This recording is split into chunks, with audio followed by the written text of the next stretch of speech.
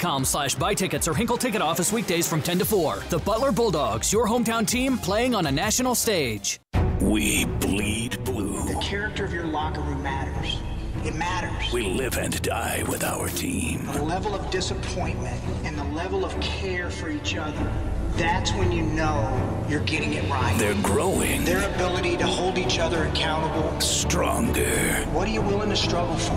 Building toward a championship. It's what brings a locker room together. Your home of the Colts. FM 107.5 and 1070 The Fan. This is Indy Sports Center. WFNI, WIBC, HD2, W298BV, W228CX, Indianapolis. Soccer Saturday featuring Indy 11. If this is your football, this is your show. Saturday at 9 on The Fan.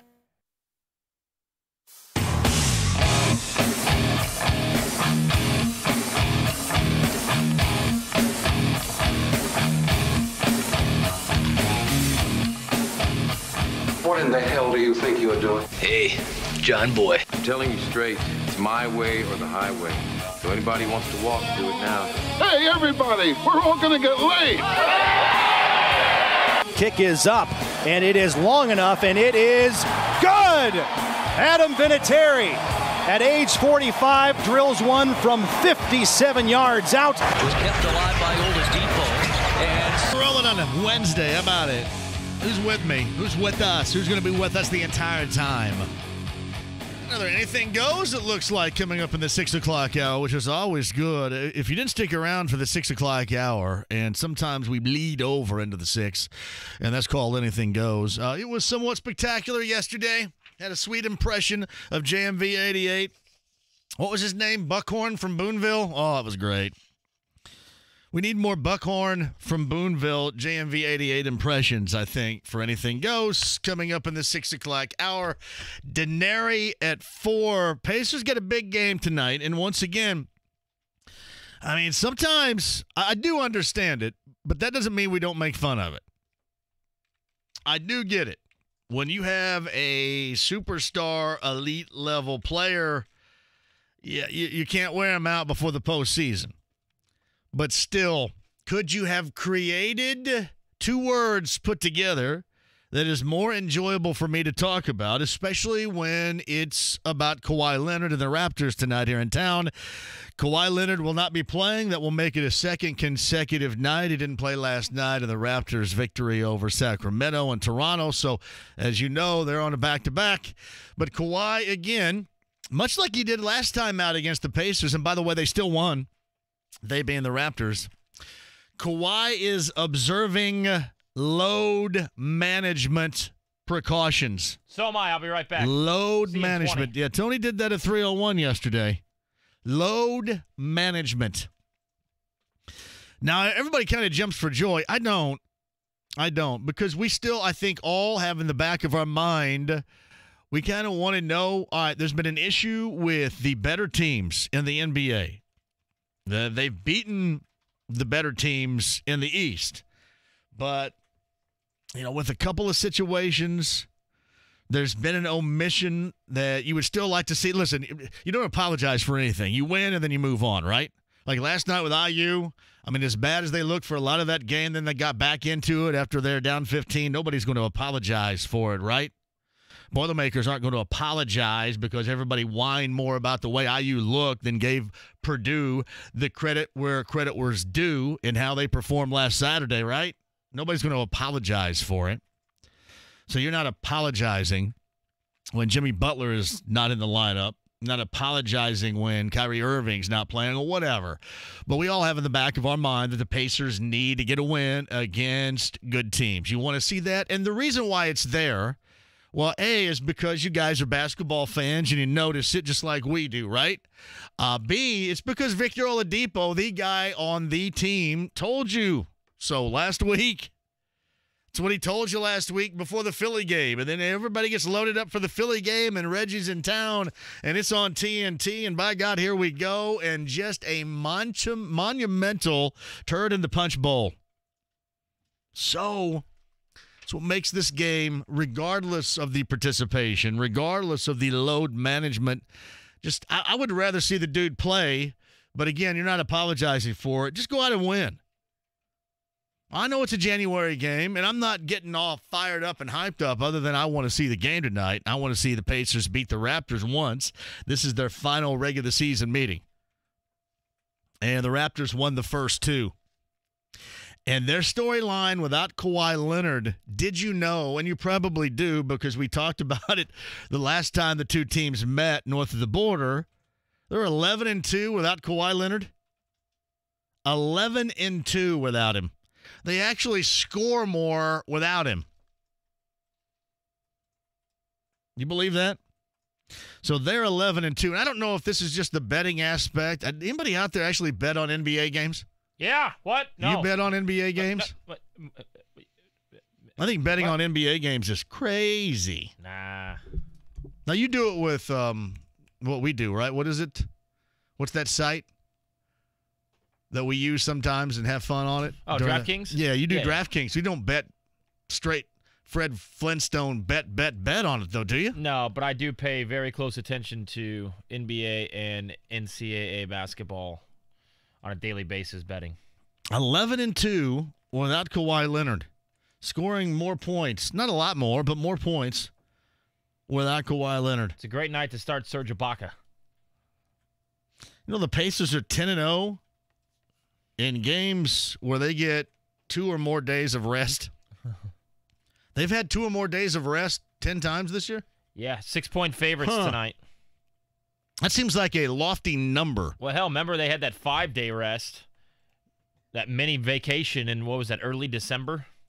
Yeah, I guess it was lengthy, wasn't it? It was pretty much the entire week. Well, you start the season early, so you cram a bunch of games into the first 2 weeks, and then all of a sudden you pump the brakes for a while, and you only play, 2 games in a 11-day period. So they got scheduling load management, which is a good thing. But no, I'm making light of it because it's a funny term, all right? I mean, it's like soft tissue issue. We all kind of giggle about it. We just do. I mean, we're dudes. We laugh and we giggle about soft tissue issues and load management. We just do that. But I do understand it because Toronto's issue has not been, even without Kawhi Leonard, not been in the regular season.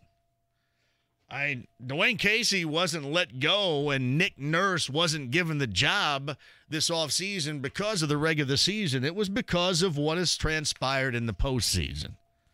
So it does make a great deal of sense. It does. Back-to-back for the Raptors coming up later on tonight versus the Pacers. I mentioned Kristen Area is going to join us, and we will fully discuss it. I frankly cannot wait. I don't care who's playing. I cannot wait for it.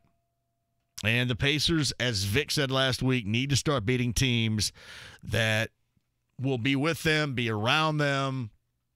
And it's great. You've got to beat the teams you have to beat. I'm not, and again, you're not apologizing for it, but there's always something in a long NBA season. I mean, we're always nitpicking. We're always nitpicking. Look what we did to the Colts. I nitpicked them all. And I'm sure I'm going to in the offseason here. I'm going to during free agency. Like somebody brought up the name Cole Beasley to me today. Yeah, as far as a wide receiver is concerned, could he be the number 2? I think Cole Beasley is good. That's not exactly what I was looking for. And I understand the problems. I mean, you got Cole Beasley, the Cowboys wide receiver. What did he catch? 62 balls, I think, this past year. I believe that was the number, somewhere in that neighborhood, which is 65 for 672 and 3 touchdowns. I was under, so on the Price is Right, I would still be eligible to win. Did you see that video? Which is, that's awesome. Like you in the can right there. Come on down. Oh, she's in the bathroom. Hold on. The one guy didn't want to give her a high five as she ran down. Cole Beasley, 65 catches. That's not exactly what I'm looking for. The reason why people bring it up is because we all know that there needs to be an upgrade there, and maybe it's not just at one wide receiving position. There needs to be some help. I think Dontrell Inman, for example, I think he's played his way on this team at the very least. He's played his way into competing for a roster spot in 2019. Maybe it's kind of cart before the horse to suggest that he's won a spot on this team. But I think he certainly should be given the opportunity to once again be a part of this team in 2019. but you don't stop looking. Cole Beasley has been good. Cole Beasley is a quick dude, really good hands from what they say. But again, the reason why they bring it up is because the Colts situation and because in Dallas, Cole Beasley suggested that the organization up above him, they're the ones deciding who gets the football, i.e. they're the ones that were deciding what offensive coordinator who's been ousted, Scott Linehan, was doing, who the ball was being thrown to. And I'm sure a great deal of that had to do with Amari Cooper. Anyway, people think that there's no way in the world as an unrestricted free agent that Cole Beasley's going to hang around saying that. So you drop his name in, and I have to say, hey, I do like him. I mean, with this roster, right, he would be an upgrade, but that's not exactly what I'm looking for. I'll give you a great example. I don't know if Cole Beasley's going to get open any more than, well, anybody else got open against the Chiefs now, nearly a couple of weeks ago. That's not exactly what I'm looking for. And then I get the counter of this. I get the counter of, well, you know what Ballard does? I do know what Ballard does. Yeah, I am around, I know. And I do know what Ballard tells us. And I do know that everybody suggests that Chris Ballard, he's always telling you the truth. He's a straight shooter, and that's okay. But again, you've never had as many options as you have going in right now. So for me to suggest that they completely, and again, I've been told that they're going to shoot for somebody equal to or better than T.Y. I just don't know who the name is. I don't know who it is. And it just doesn't seem like, if you look at him via the glasses of unrestricted free agency, I don't think Golden Tate's any better than T.Y. I thought T.Y. had his best season to date this past year playing through injuries. But, I mean, Golden Tate's a 30-year-old possession guy. Well, wait a minute, JMV. Antonio Brown's 30 years old. Well, he has been far from a possession guy. And certainly maybe the albatross now in the Steelers locker room, but he has been damn good. I would suggest that even at 30, he could probably get open. He could probably find a path to get open in Kansas City. I'm guessing. I'm just guessing. So that's why I say that. And that's why I counter with people bringing up guys like Cole Beasley, because I immediately dismiss stuff like that. Doesn't mean I don't think we're talking about good players. As I mentioned, same can be said for me regarding, Golden Tate. Devin Funchess didn't have a great season, actually had a down season as to what he produced 2 years ago in Carolina. That might make him a little bit cheaper. He kind of looks the part for what you would like, maybe on a better offensive team than what we saw this past year in Carolina, just kind of a guess. Doesn't mean I don't like him. It just means you rarely get situations like this. And I'm not pointing the finger to the Andre Johnson and the Frank Gore stuff. You can still play this the right way. I mean, good general managers still can utilize both. I just don't shut the door and make it a dead issue. And again, you trust. I mean, you trust the decisions that are going to be made, and if they decide to go mid-level, as we talked about with Zach Kiefer yesterday, again, use mid-level and utilize your draft picks, then so be it. But as I told Zach yesterday, I think this season, because all of a sudden you're going to go 0 to 60 as far as expectations are concerned, I think that your offseason has to match that. Offseason has to match that, at least to me.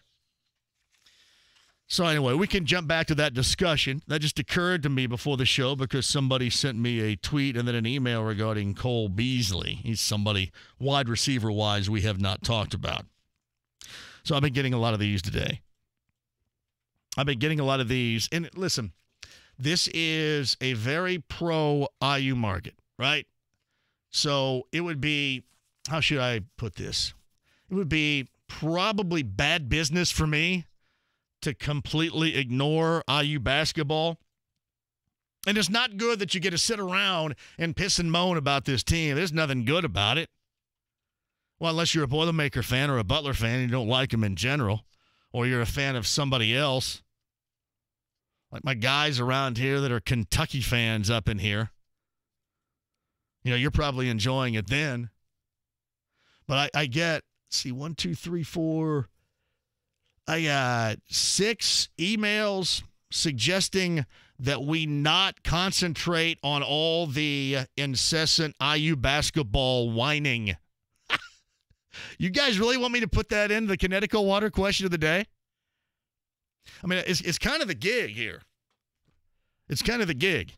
Like, the gig is not talking about what the St. Louis Blues might be doing. Just like in St. Louis, the gig's not, hey, why in the world has IU lost 5 consecutive? You know, why do you have to re-energize and make a late run at Northwestern? Why do you have a bunch of guys on your basketball team that can't shoot? Athletic is jump out of the gym. Jump out of the gym. But holy crap, you see that orange ring over there? That orange ring, it needs to be a lot bigger for these guys from distance. So I don't know. To answer your question, I probably can't go through a day without incessantly hearing whining about IU basketball. Oh, they're not doing this, and oh, they're not doing that. So I probably won't, because that's just what you do. When you watch it, you talk about it, let fans vent a little bit. Everybody's going to rail on the head coach. Everybody's going to rail on the freshman superstar that's not, putting up or not abiding by the freshman superstar expectations that most had for him. So, yeah, we'll probably have to hear a lot of whining today. I do like the question, though. Should I put that up there for a Connecticut water question of the day? Incessant IU whining. They, listen, it doesn't take John Wooden Jr. here. You don't hit shots. You go through funks. You look like you just started playing together yesterday most of the time. That's what it is awkward, and it's really joyless to watch. It is. Like, you have a rooting interest. We have a story to tell. We have opinions that we have to utilize every day, but it's really joyless to watch them. Like, when they play out there, they look as joyless as we feel watching them play. That's true. And you have to understand why. You're trying to understand why it's that way. I mean, I know you're losing, and losing sucks, right? But it just looks like a complete and utter lack of joy playing with one another. And then you get these, I love these teams just packing it in. Just, hey, go ahead and shoot the 3, whatever. Whatever. Shoot it. Oh, their numbers are terrible. 5 consecutive losses, staring at number 6 right in the face with Michigan. By the way, Michigan survived in Ann Arbor last night. I think it was Matthews had the game winner as time expired. Minnesota clawed their way back into that bad boy. I mean, are you whining or Jay-Z going to watch Duke? There's some good college basketball subject matter for you right now. Jay-Z went to Pittsburgh to watch Duke play last night. Big deal. It's a big deal. 73-66, IU loses. So I'll put it up there for you. I'll let you guys decide. More IU whining. Oh, this is what has to happen. This is what used to happen. This is what's not happening like it used to happen. How about you just miss a lot of shots? Right? You just miss shots. Miss shots that anybody that's playing at that level should be able to make. Maybe. All right, I'll think about that for everybody that sent me those emails today. And I mean, it was a file of them. Villanova over Butler, 80-72. Yeah, Butler looked like they had a chance. I was trying to think. Here was the moment. Tony was at the game yesterday. Here was the moment when I knew that it was over. Let's see. Do you have a moment? Don't tell me, because I want you to hear mine first. The moment that I knew that Villanova was going to win was when Brunk on the defensive glass went up and had the ball taken from him, and dude goes in and dunks, and I said, done. How about that? I'm with you in more. Simplistic enough? That was the moment. That was the moment for me. Yeah, I'm with you in a more general term. They just could not keep Villanova off the offensive glass. They had too many good looks, and then too many offensive rebounds and putbacks, led to second chance points. Eric Pascal was on it all night. Pascal goes to the James Harden school of jump shooting and trying to draw contact at the same time. My man is flailing around. That's very Reggie Miller-like, too. Reggie Miller actually started that. James Harden has taken it to a different level now. That's what Pascal does. Jump shot. I heard Mark and Nick. I was listening for Yippee-Ki-Yay, Jordan Tucker, which didn't happen. He had 11 points and wasn't outstanding offensively. They certainly needed a little bit more across the board. Kamir Baldwin as well.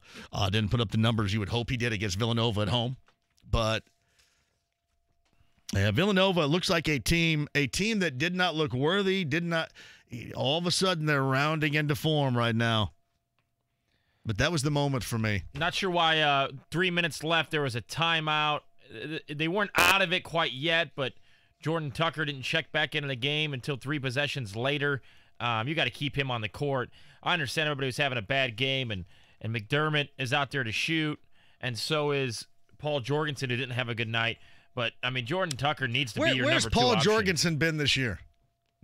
Our teams, is he just broke as a joke all year, or are teams D'ing him up better? Why? I mean, he is nothing?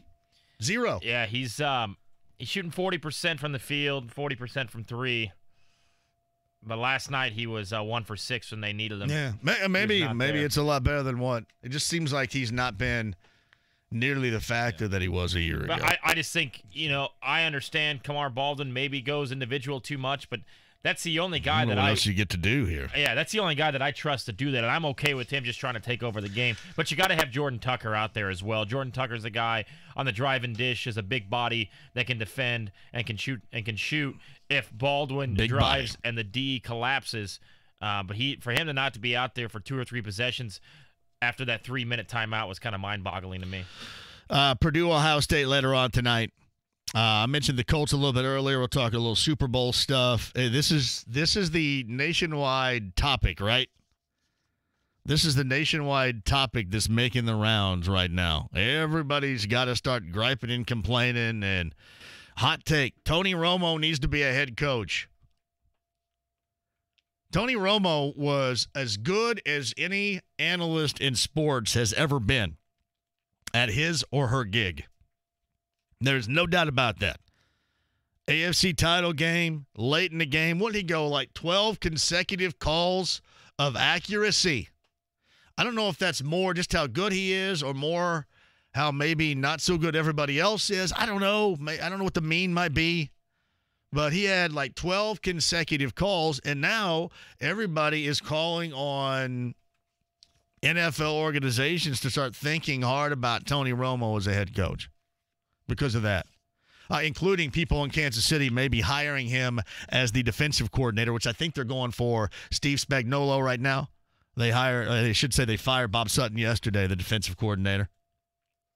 And that's interesting, too. Bob Sutton would still be here as the defensive coordinator in Kansas City had Dee Ford not lined up offsides. No matter how much they wanted to get rid of him. Anyway, that is the nationwide topic. That's what everybody's going after. Romo as a head coach because of his analyst work. And that's probably going to happen. If he wants to mess with it, I mean, hell, it looks like CBS is going to drop a Brinks truck upon him anyway. Maybe you don't even want to mess with it. Matter of fact, I would suggest if you're getting paid to do that and everybody views you as the best, not only in your business, but other sports businesses here, why would you want the headache of being a coach? Why would you want it? That's what should be asked, is not should he be a head coach, should somebody want him as a head coach. Why in the hell, if you're getting all that cash dropped on you and everybody views you as the foremost authority in your sport, why in the world would you want to go back? Why would you want to be involved in coaching? There's your question.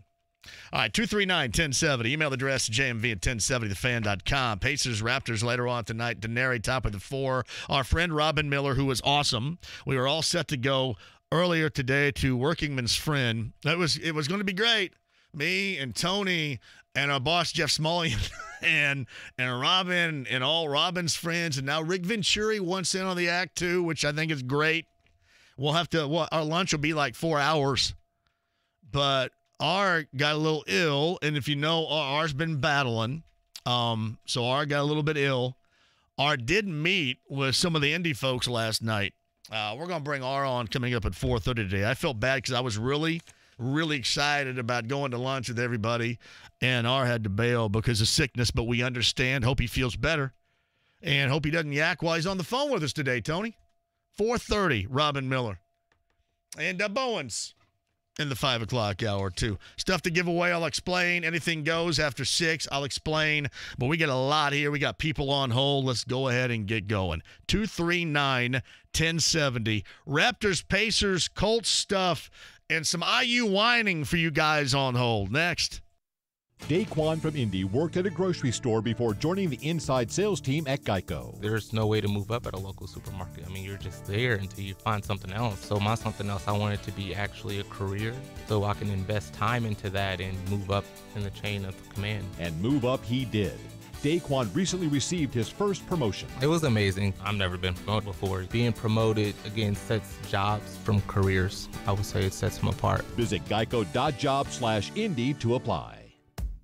Your next haircut now has a shortcut. Introducing the Sport Clips Haircuts app. That's right. Now the cut you want is just a tap away. Just download the app, check in at your neighborhood Sport Clips, and choose your Guy Smart stylist, and you're done. We'll text you when your stylist is almost ready. Then head to Sport Clips for a championship haircut experience. It's home field advantage for your hair. No appointment needed. Just download the Sport Clips app and check in. And don't forget a beard trim. Sport Clips. You choose the cut, we cut the weight. Hey guys, good news. The outrageously expensive Little Blue pill is now generic, which means you can get the prescription medication to treat ED at affordable prices. And Hims makes it extra affordable. Right now, get your first month supply for free. All you pay is just $5 for your medical consultation when you go to 4hims.com/extra. After that, it's just $30 for a month's supply. Sure beats paying big bucks for just one blue pill, doesn't it? Plus, you won't need an awkward in-person doctor's appointment to get the prescription. Hims has doctors online who can prescribe the medication, and a pharmacy sends it right to your door. It's affordable, private, and incredibly easy. Nobody likes dealing with ED. Now, thanks to Hims, nobody has to. And that's really good news. To get your first order for just $5, you need to go to this exclusive address, 4hims.com/extra. That's 4hims.com/extra for your first month for just $5. 4hims.com/extra. Powered by the Hubler Auto Group, a dealer to help the people. Shopping for a new or used vehicle? Click drivehubler.com for Indiana's largest selection and best deals. Hubler has it all. It's a battle between two of the top teams in the East when your Indiana Pacers and the Toronto Raptors meet Wednesday at 7. Get your tickets at Pacers.com. Pacers, Raptors, Wednesday at 7. John here for 1 hour heating and air conditioning. We're going to get dumped back into the deep freeze again. Be prepared for it. So how so far for the winter of 2019, how is your heating system working? Your furnace working as it should? Because if it's not, you're going to be cold. That's a bummer. If it's not, it's going to cost you money. That's a bummer. That's where 1 hour heating and air conditioning checks in for you, too. The experts come in. They got the truck loaded down. So whatever you need, they are going to have. So just make sure that everything's working okay. And let's just say, for example, worst case scenario, it's not. What happens? 1 hour heating and air conditioning will slash $51 off of any repair right now. So take advantage. That's 855-1-HOUR, 1 hour heating and air conditioning, 855-1-HOUR today. There's never an excuse for missing anything on The Fan. 1070 The Fan on connected devices and smart speakers. 1070thefan.com. 1070 The Fan app on iTunes and the Google Play Store. For a full list, go to 1070thefan.com/listen. Plus, you can listen to all the shows by subscribing to the podcast. Take us anywhere and everywhere you go. FM 107.5 and 1070 The Fan. Your home for indie sports. The Ride with JMV, FM 107.5 and 1070 The Fan. Yeah, good win for Northwestern. Guys played hard. They're always tough to guard. They execute. They make you work. And defensively, they continue to be, really solid. They're big at a lot of positions. And, it really comes down to the three-point line tonight. They did a fantastic job. Aaron Falzon, you got to give him credit. He had come in the game, hadn't been playing much, and he's obviously known as a shooter, but he got going. And one guy changed the game there in two crucial parts, and we weren't really able to get that under control for a little bit. But we got going there in the second half, able to fight. Was proud of the guys to show the fight. They played hard. That guy was knocking down threes. You think that's what he really wanted to say? That's Reggie Miller from last night after the game. Or does he want to say, you know what, this is playing hard crap? I mean, why don't you do that as soon as you come out of the locker room here, right? Does it take getting down 15 at Northwestern to, oh, wait a minute, maybe now we should play hard? You think he just wants to say, these guys come out and is it my fault because they come out kind of half-assed it a little bit? It's how it's looked. It's how it looked some at Purdue, how it certainly looked most of the game against Nebraska a couple of weeks ago, nearly a couple of weeks ago. Now, you think he really want? I mean, I know you can't because then everybody cries and whines, and AAU coaches cry and whine, and everybody that's got a tentacle, everybody that's got a connection with somebody that cries and whines. I'm telling you, I'm more and more, seriously, more and more on a daily basis moving toward the NBA than anything else. I am. And I didn't used to be like, especially not until mid-season we would jump on board. But I've been with this program now since October, and I feel great about it. I do. Hey, I got to make a public apology, Tony, right now. We got a breaking news alert there. Uh-oh. Yeah, I got to make a public apology right here and right now. Made public for a personal action. Are you ready? Public apology to the public apology news desk. Let me toss it to myself. Yeah, do want to do that. I am very sorry, Brianna, our babysitter. Blake is at home sick, and my numbnutted, forgot to call you and tell you. Oh, man. God, I am such a stinking clown. I'm so sorry, Brianna. You are by far the most forgetful person I've ever met. I just got so much on my plate. Like what? I forgot. Eating a granola bar? Brianna, I am so sorry. There's going to be a little extra for you this week because I am a complete and utter knucklehead. Brianna is awesome. Brianna is the best. And you are very good at taking care of your mistakes when you do mess up. No, we're going to have to do this. She drove all the way over there because my dumb ass forgot to tell her that he was at home sick. Man. Am I going to have to move in with you? That just bums me out right there. Because I really don't want to. Bums me out. I mean, you don't even like your Brianna. house. A little something extra special this week, Brianna, because I'm stupid. I knew there was something I forgot. Yeah, T. Shaw, that is my public apology right there. Front and center. I'm always like, this guy's a numbnut, that guy's the numbnut. You know who the numbnut is? The numbnut is me. That's who it is. JMV, I'm sorry, Brianna, again. If you know Brianna, tell her that she's not listening right now, which I wouldn't be listening to me right now either. Sorry about that. JMV, Coach Miller sounds like that clip of Chuck Pagano talking about they're playing hard. That's after every game. Yeah, I mean, it probably gets old. Do you think he wants to say, the guys didn't come out with much intensity, which has been the norm here recently, and frankly, they can't hit the broadside of a barn here with a shot from distance, and in the way the basketball is played right now, if you can't knock down perimeter shots anywhere near consistently, you're probably going to take an ass whipping. So that's what we got. That's what we got. No, it wasn't like the Nebraska game when a couple times turned it over and Justin Smith turned the ball over and kind of lollygagged back down the floor and Nebraska guys are dunking and everybody's excited. That's from Lincoln. No, it's not that, but you can't shoot anything, and that's got to be what he wants to say. It's human nature. JMV, do you think Devontae Green has played his last game at IU? I was thinking about that tweet that was up for about 20 minutes when he said yesterday, wishes granted, right, Tony? Yeah. And I think the thought one was up. And again, kids send out stupid crap in social media, and so do adults. I mean, there are some stupid adults out there, and you know them, right? And I'd be one of them. There's two in this room. I've made the mistake before, and I'm probably going to make the mistake again. Hopefully not to the point of getting me blackballed from ESPN for a year, which is kind of funny now, to be honest with you. And really, do I need them? I don't even need them. Who needs them? I mean, they swoop in every now and then and say, hey, you want to get this person? I think they just woke up, and then it's like a 50-50 chance that they may end up calling. So it's not really that big of a deal.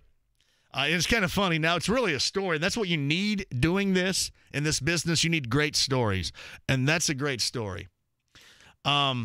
However, I just you don't want to act like that. I'm 49 years old, and I'm probably going to make a mistake again. There are a lot of people that are older than me that are stupid in social media, realizing it or not.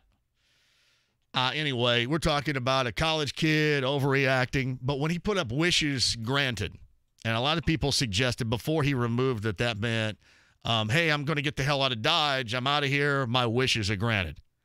To me, I thought it meant it was kind of with the fans because you know that most of the fans are ripping on you. Like yesterday, somebody had a screenshot, and I know Cheryl Alexander because Cheryl Alexander will send stuff our direction occasionally. She's a big sports fan. Cheryl Alexander responded in ripping Devontae Green. Hey, are you getting out of here because your turnovers are terrible and you can't shoot at a lick and whatever. I mean, just right off the top rope. I think his suggestion was, hey, guess what, everybody? Hey, IU fans that rip me all the time, your wishes have been granted. I think they meant that. That's what I thought yesterday. Wishes granted. Hey, I'm not playing. Now your wishes are granted. Did it help? Yeah, that was up for about 20 minutes and then removed yesterday. I mean, there's a lot of clown show stuff going on right now, for real. It's from Michael. Hey, JMV, I wish everybody would just quit talking about IU. They're not worth watching, so let's talk about some other Indiana teams that's worth watching. Hell with IU. See, Michael may not be one of the emails, but I got a number of them saying, stop the IU basketball whining. We're sick and tired of it. I am going to give you an accurate pulse and a gauge how sick and tired of it. I'm going to see how many people call in, email, and tweet me about it today. If you're really sick and tired of it, then you'll probably back away and not do it. Your hidden IU agenda, isn't it? Hidden IU agenda. And again, everybody's going to have an opinion about it. Very polarizing. When it's going good, they're the best thing ever, and banners this and banners that. When it's going bad, everybody needs to be fired. Yep. Nobody plays hard. These guys stink. Yep. Your McDonald's All-American's overrated. Blah, blah, blah, blah. It's annoying. How it happens. Only one team right now going to the tournament as of today, and that's Purdue. One team of the state of Indiana. We're back to now, that one team was Indiana like 3 weeks ago. Mm-hmm. All right. Let's see. I'm going to see how you guys judge it today. I'll let you guys make the call. This is like, remember Alcoa Aluminum? Remember Alcoa presents You Make the Call? Remember how that used to be back in the day in the NFL? Remember Ray Butler? Ray Butler, Colts and Steelers back in the 80s had a fantastic finish. They also had You Make the Call. I'll let you make the call on what you want to hit on today. Johnny's at 239-1070. Johnny, hello. JMV, how are you, sir? Great. Johnny, fantastic. Thank you for calling. You're welcome. I just wanted to say Devontae Green is a multi-talented player. He's the kind of guy that if he wound up in a different scenario, and I'm not saying it's Archie's fault, I just think that Devontae came in under Crean, and I don't like his body language. I mean, I drove 2 hours down and sat maybe in the third row for the Nebraska game, and those guys, there wasn't one guy. I was disappointed in myself for taking that much time out of my day. 2 hours down, 2 hours back. There wasn't one guy that looked like they wanted to play. Not one guy. No, that Nebraska game was front to back embarrassing. It was. It was a mess. But then you look at last night and then the Purdue game and the second half of the Maryland game, the Michigan game. So Devontae's probably better off somewhere else. But as for shooters, you got to have some shooters. How can IU not have one shooter? I mean, we don't have one guy. You look at Butler, they've got shooters everywhere. I would give anything to have Sean McDermott down in Bloomington. He would make a world of difference on that ball club, a world of difference. But we don't have one guy that can square up and knock down a jumper. This is Indiana. So Archie's going to have to step up the recruiting. He's going to have to continue to make sure he keeps the local kids here. I think maybe you got to give Archie a pass. I'm going to give him a pass. He looks overwhelmed. He looks out of his league. He looks intimidated. He looks scared. He looks nervous. At the Duke game, I was embarrassed just to watch it for him because he looks so nervous. He's not getting a pass. He's not going to get a pass around here. He does not. Give him a pass. All right, listen, and listen, he is the coach, and you got to figure something out because you're the coach or the leader. But for these guys coming out, and thank you, Johnny, for the call. These guys coming out and playing the length of the Nebraska game, for example, as they did with that effort, or bits and pieces even last night, bits and pieces against Purdue this past Saturday. I mean, that's a player thing, and I don't know, for the life of me, the lack of motivation there to just go out and it's mind-numbing. It is. I told you. I mean, listen, everybody says, well, everybody's going to give Archie I mean, Archie going to get it. He's in year 2, and everybody around here wants to get him canned right now. It's pass. That doesn't feel like a pass. I'm not getting a pass from the fans. I mean, it might be split down the middle. Some are mad at him. Others are mad at the players. But, it's going to be tough to give a pass. And see, it's just different. It's different than talking about Butler or even different talking about Purdue. When you talk about Butler, Butler loses, and Butler lost. IU loses their 5th in a row, and it's like DEFCON 1 around here right now.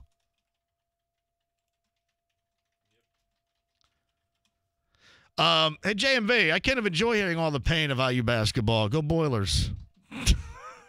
Bill. JMV, hey, Brianna, Cinnamon Duke is sick. Cinnamon Duke be illin' at home right now, and I didn't call Brianna. God, come on, man. JMV, I don't think there's anything that can be done with the giant mess in Bloomington. I don't know about this year. I mean, is there a point? There a point where those guys get it? I will say this. I mentioned Tony 3 weeks ago. 3 weeks ago, we had the only team in the state of Indiana being in the tournament being IU. And Purdue was that team that looked like a mess. So I'm not going to suggest to you that there's no turning back, no turning around, no getting better, because Purdue has proven that to you to this point. But I don't know if I'd take the odds of that happening right now, given the results we've seen, especially in the last 5, and in particular in the last 3. I don't know. All right, quick one, other side. Ron hits the Pacers. We'll do that. Andy's on IU. Ken wants to talk wide receivers. Jeff wants to rip on IU. We're one big damn happy family right now. Back with you next. Museum by Moonlight at the Children's Museum of Indianapolis is back Saturday, February the 23rd. Register to win a pair of tickets online now, 1070thefan.com. Chad and Tyler Peterman for Peterman Heating, Cooling, and Plumbing. You'll score big this month on a new furnace and AC unit from Peterman. First, you'll receive a 15-year parts and labor warranty for your peace of mind. Then we'll include a 50-inch 4K smart TV so you can enjoy the big game. We even have 72-month special financing available. Take advantage of this super 15-year warranty. Then sit back and enjoy your new TV. When you call Peterman Heating, Cooling, and Plumbing. Peterman's the way to go. The debate about sports specialization by high school athletes continues. Some argue that high school athletes who play one sport all year long have a better chance of landing a lucrative pro contract. But that's simply not true. In fact, 30 of the 32 first-round picks in last year's NFL draft played more than one sport in high school. Of the 32 players drafted, 22 also participated in high school track and field. 19 also played basketball. Some also played baseball and lacrosse. What's the path to success for high school athletes here in Indiana, no matter what their goals might be? Study hard, always do your best, and if you can, play more than one sport in high school. This message presented by the Indiana High School Athletic Association and the Indiana Interscholastic Athletic Administrators Association. Hey, John here for PAI. It's WeGrowHairIndy.com. Who out there's going bald and you don't want none of it? Is it you? Maybe it's you. Hey, listen, it's been me. I'll be honest with you. I was getting kind of the old monkey butt thing working at the top here, and I could see the classic horseshoe design taking shape. And then Darren Andrews came at me and said, hey, what about this? I've got something called, he didn't sound like this because he's got an accent, but he said, what about this multi-eyed hair grafting or artist robotic FUE stuff? And I said, sure, let's check it out. So he talked about it, and then I went through the procedure. And the thing, I didn't want the old-looking 70s bad toupee. You know, I didn't want to run around looking like I'm Davy Crockett or something, right, with a hat on. I didn't want to look like that at all. So I wanted something real, and that's what it was with multi-node hair grafting. It's your real growing hair again. It's regeneration. It's completely next-level technology, which is fantastic, that you get only at PAI. So contact Darren today with that private consultation, 888-724-5129. That's 888-724-5129, or WeGrowHairIndy.com today. Here's what's happening with the Fan. Join JMV at the Connecticut Water booth at the 2019 Indianapolis Home Show at the State Fairgrounds. Sample Evan Williams and you could win more prizes. The 2019 Circle City Donut Dash, hosted by Teachers Treasures, is Saturday, February the 16th. Register now to run an Indy's Tastiest 5K at 1070thefan.com. And the Fan is on Twitter, Facebook, and Instagram. Like and follow the Fan for updates on all things Indy Sports Center. For more info, click on IndySportsCenter.com. It's Andy Moore Toyota in Avon, 5 miles west of 465 on US 36, and it's JMV. You got to eyeball what you want online, AndyMooreToyota.com, and then go out there and see my friend Jeremy Wilson. Talk to Moose, the two Chris's, and Andrew about how you can get in the car, truck, or van of your choice. It's the absolute best because of the way that they deal with you. I'm telling you, you'll continue to go back to Indiana's best. It's Andy Moore Toyota in Avon, 5 miles west of 465 on US 36. Butler travels to Creighton to take on the Blue Jays. Friday night at 8 on FM 107.5 at 1070 The Fan. With JMV. Are you kidding? You think I'd join his crummy snobatorium? But his whole place sucks. That's right, it sucks. FM 107.5 at 1070 The Fan.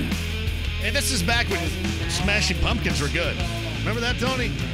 Was it that long ago? They still are. Why is Corrigan got to go so damn far off the deep end, though? You probably don't like him because I like him. They used to be... maybe I'm wrong about that. I love this version, but I think I'm still upset because he showed up to Mirage and only wanted to play Unplugged on that.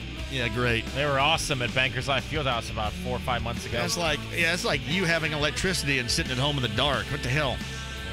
All right, plug it in. We don't want to hear your unplugged stuff. It's not the coffee shop. You guys are all talking about Mike Conley Jr., right? So we saw yesterday where in Memphis, apparently, this is according to Adrian Wojnarowski, and there's probably nobody news-breaking-wise that people believe to be more accurate than Adrian Wojnarowski is saying that finally Memphis has decided to put both Mike Conley Jr.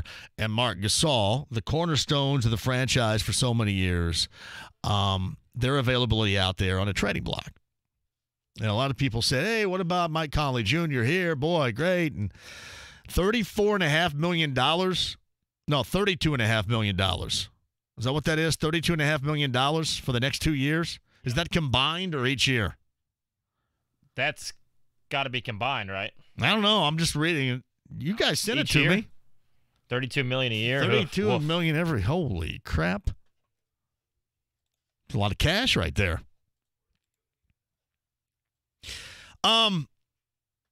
He's good. He's a good player, though. I don't know if that's going to jive around here. Good player. I don't know if that's going to make it around here, though. Anyway, that was brought up.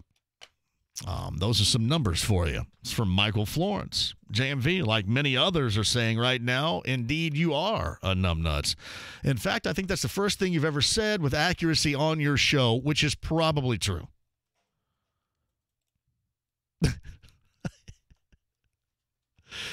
This is from Eric. Regarding IU, Evan Fitzner hasn't scored since November. And we talk about a team that can't shoot from distance. He was brought in to shoot from distance. My man might be better off playing badminton in the hyper. This is not working. I didn't even see him. Did he play last? I didn't even see him in the game last. Did he play? JMV, is Archie Miller's seat perhaps a little hotter at this point when you consider that he is the chosen one? Steve Alford is currently unemployed. I don't think his seat with IU in mind is hot in the least. Now, with fans, everybody's just pissed off.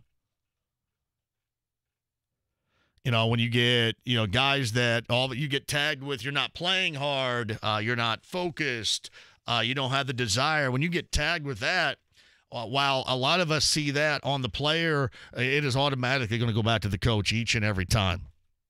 And then even though we sit here and say, hey, you can run the motion offense until we all kind of go back to the future, back to 1985.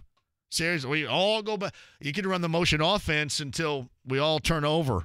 But if you don't have somebody that can knock it down, and especially in this era of basketball, you just got to have guys to shoot the three. And again, that goes back on the coach too, because hey, you're the one that is, you're bringing in the players here. What, these guys can shoot? But again, it's only year number 2. So realistically, no, there's no hot seat. Fans don't often live in that reality or live in that world. Rarely, if ever. Jeff's at 239-1070. Jeff, go ahead. Yeah, JMV, I agree with you totally. I mean, joyless, that's the word I was looking for. I mean, I've been watching IU basketball for 60 years, and since Archie's been there, I'll occasionally turn it on, and they'll be down by 12 or 14. And, you just know there's no excitement. There's nothing to look forward to. There's nobody on that team that can shoot the ball, number one. And like Tony Hinkle said years ago, whoever puts the ball in the hoop wins. And that's your expectation, Jeff, and that's your expectation, right? Your expectation is what you have seen lately, and that's a bad sign right there. Yeah. That's your bad sign. So, hey, Jeff, thank you for the call. I'd have forgotten what Tony Hinkle said. Hey, speaking of, are you going back over there tomorrow to play? I am not. I have lunch plans, but next Tuesday will be. Lunch plans. Is this a date? You got a date tomorrow for lunch? No. Man, I really wanted to get on the lunch plans today. I'm going to Working Man's Friend. Oh, you really? Tomorrow, yeah. I was going to go back-to-back days. Well, R couldn't go. It was going to be me and Tony and R and our big boss, Jeff Smullian. And I think Rick Venturi wants in on it, too, and I kind of want to get him over there. We'll have to take like 3 hours for lunch, which will be great. I love the Working Man's Friend. Tom writes this, so I purchased the International Big Ten Network package last week to watch IU hoops from Korea. I've watched 2 games on BTN, and of course, they lost. It's my fault that IU lost. Shouldn't have brought the pack. Yeah, I don't think it's your fault in Korea, my good man. Not at all. All right, Ron, Andy, you guys hang in on the other side. We'll get to you. We're going to work in Chris Denary. Basketball Day in Indiana was spectacular on Saturday. He was a part of that, too. It was great. And plus, you got the Raptors in town. Yeah. Load management. No Kawhi. Load management. Yet, the Raptors are really good without him. And we've seen that story play out here recently, haven't we? Your calls, Chris Denary, about tonight's matchup in the Eastern Conference next.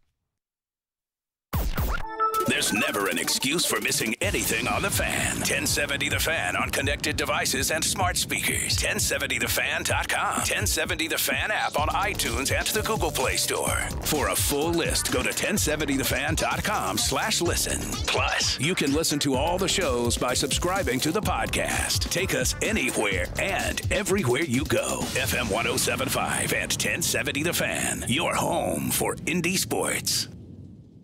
Hello, I'm Joe Cordell of the domestic litigation firm Cordell & Cordell. At Cordell & Cordell, we encourage our clients to participate, to recognize how essential their role in this process is. They've got to be willing to help us help them. And by working jointly in a sort of partnership, we're more likely to get the best possible outcome for our clients.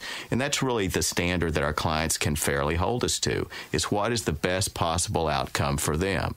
So clients who are facing divorce need to recognize that for them to succeed, they need a partnership between them and their attorney. The attorneys at Cordell & Cordell work to help men maximize their role in their children's lives. Contact the domestic litigation firm of Cordell & Cordell to schedule an appointment with one of our firm's Indianapolis area attorneys, a partner men can count on. 317-322-0122 or visit online at CordellCordell.com. That's CordellCordell.com. Office in downtown Indianapolis. Cordell & Cordell, 101 West Ohio Street, Suite 1100, Indianapolis, Indiana, 46204. Let's be honest, a jewelry store is not where most guys want to be. Guys like Paul Goodall. First-time diamond buyers, most of us are engagement ring buyers. We have no idea whatsoever what we're walking into, and we push it off, and we push it off, and we push it off. But like so many other men, Paul was pleasantly surprised when he walked into Diamonds Direct. When you go in, you don't have to have a big background in gemology. They don't look down the end of their nose at you as you would find in some other places and make you uncomfortable because you're not an expert in diamonds. But by the time he left, Paul was an expert in diamonds because Diamonds Direct took the time to educate him, show him the inside secrets of the industry, and give him the tools to make a smart decision. They do a really, really good job of laying out the information for you and not pressing you. Diamonds Direct, a guy-friendly jewelry store where you're always treated with respect. The great thing about Diamonds Direct is they alleviate that stress. So relax, guys. It's Diamonds Direct. We've got your back. Get directions and store hours now at DiamondsDirect.com. Hey guys, good news. The outrageously expensive little blue pill is now generic, which means you can get the prescription medication to treat ED at affordable prices. And Hims makes it extra affordable. Right now, get your first month's supply for free. All you pay is just $5 for your medical consultation when you go to 4hims.com/extra.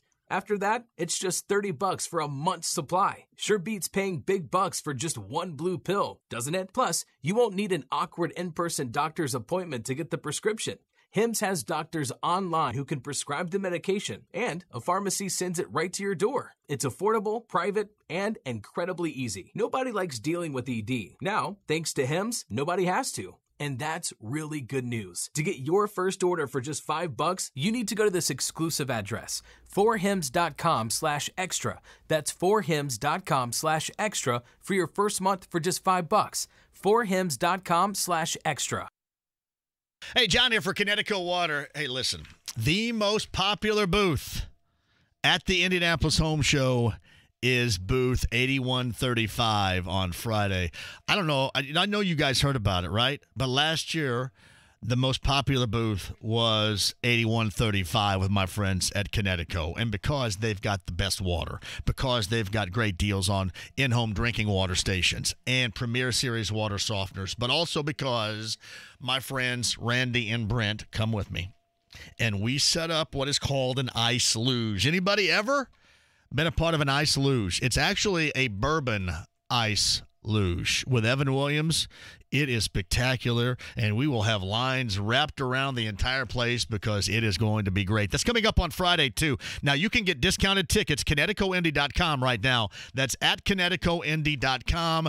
But the Bourbon Ice Luge with me as we start the show coming up on Friday at the Indianapolis Home Show out at the State Fairgrounds at 3 o'clock. My guys, Joe, John, and Dennis will be there as well, and you guys will have a great time with the Bourbon Ice Luge and us. Booth 8135 at the Indianapolis Home Show. Discount tickets right now, KineticoIndy.com. Be there. Credit card companies spend millions of dollars a year to keep you further in debt. Pay off all your credit cards today with a cash-out refinance. TheHomeLoanExpert.com. This is Indy Sports Center. WFNI, WIBC, HD2, W298BV, W228CX, Indianapolis. The Pacers' homestand concludes against the Toronto Raptors this evening at 6:30 on FM 107.5 and 1070 The Fan. The Ride with JMV. Yippee-ki-yay, Mr. Falcon. FM 107.5 and 1070 The Fan. This team that just beat us twice. Realistically, we had a shot to win up there, 2 times. So we feel like we're right there. We just got to cut down some of the mistakes that we've been making against them, and we'll be fine. We feel like we can compete with any team in the East. Collison.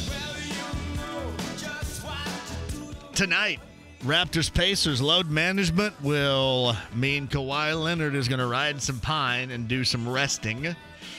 That's not been good. Not been good for the opposition, been good for the Raptors.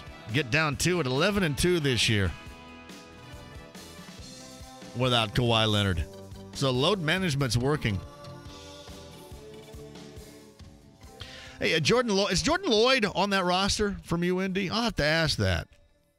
UND alum, and he's been on the show before, Jordan Lloyd. I think he's been up and down from the G League to the Raptors. But Brent Nickerson, who's, by the way, his son at Center Grove, Brent, your son is doing such an outstanding thing that we probably should have him on at some point. Actually, 2 things, because I was just reminded of it from Brent's tweet. I need to have your son on about what he is doing, which is awesome. I need to have J.R. Holmes on for winning his 7 millionth game over the weekend down at Bloomington South. I need to have him on. So 2 things. And I got to get with Kyle Simpson about having JR on. So Jordan Lloyd had 1 minute of action last night, 5 on Saturday night. So it seems he gets minutes when the Raptors have big leads. He has he played at UND, and he's in the NBA, and that is spectacular. So we have to get him on. I've got to get Brent's son on, and then I got to get J.R. Holmes from Bloomington South on sometime. So if you guys can remember that and remind me of it. And John won't, sure. I'm going to start utilizing people on Twitter as like people that help me. You guys remember that and remind me of it tomorrow, and we'll do it. Because I can't even remember to call the babysitter and tell her that Blake T is sick. Terrible. God. I not only apologized to Brianna last hour, a public apology. I apologize to Brianna, to baby Caroline, and to Carter. I mean, it's raining, and I forgot to tell her that Cinnamon Duke was home illin'. Terrible. I mean, really, that's just really bad. JMV, as a Purdue fan, I love IU whining. It's been, people were telling me, please stop talking about the IU whining. JMV, I'm not going to read that, man. Come on. You can't sneak that in the back door on me like that. It is incredible. IU whining. We want to get back to the IU whining if we can. Well, certainly we'll talk. It's dreadful to watch.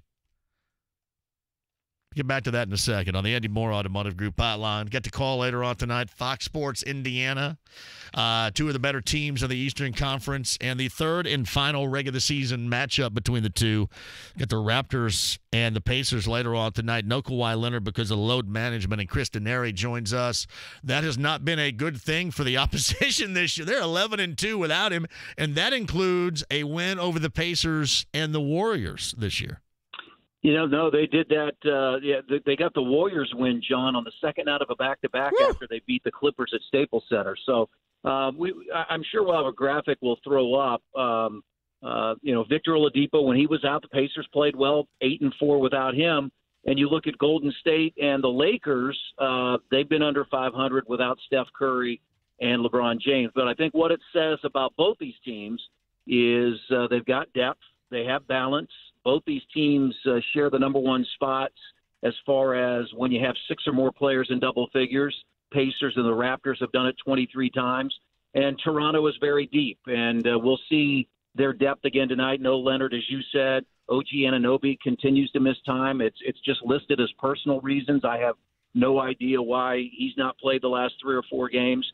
But they're a very good team, and the last time they played the Pacers in Toronto, they beat Indiana without Kawhi Leonard. So,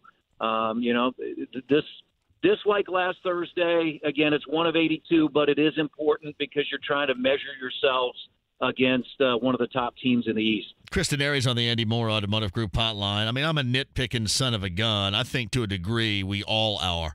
But is the Pacers versus the better teams in the NBA, is that as big an issue as we all lead everybody else, I guess, to believe in this case, Chris? Well, I don't necessarily think so. I don't think it's a huge issue from the standpoint that when you get to the playoffs, it's a little bit different situation. But if you look at the top 5 teams in the East, they all have similar records against the other 7 playoff teams. I think Milwaukee's 8-5. Toronto and Boston are both 9-6. The Pacers are 8-7, and Philadelphia is 8-8. And so that counts, the 3 teams that are in 6, 7, and 8, which, while they may be around 500 or in Charlotte's case, a game or so under 500, they are still considered a playoff team. And if you look at Boston, they've struggled against Miami. They've struggled against Brooklyn, whereas the Pacers are 5-1 against those teams. So I think you can make a lot of it. I mean, part of it is the particular night you're playing a team. Where are you on the second out of a back-to-back, though? Toronto's been really good. I think they're 8-1 on the second out of the back-to-back. So I think sure, these games are important, but you also have to look at the everything that a team compiles as far as their resume is concerned, and I think you'd have to say the Pacers have a really good resume at this point.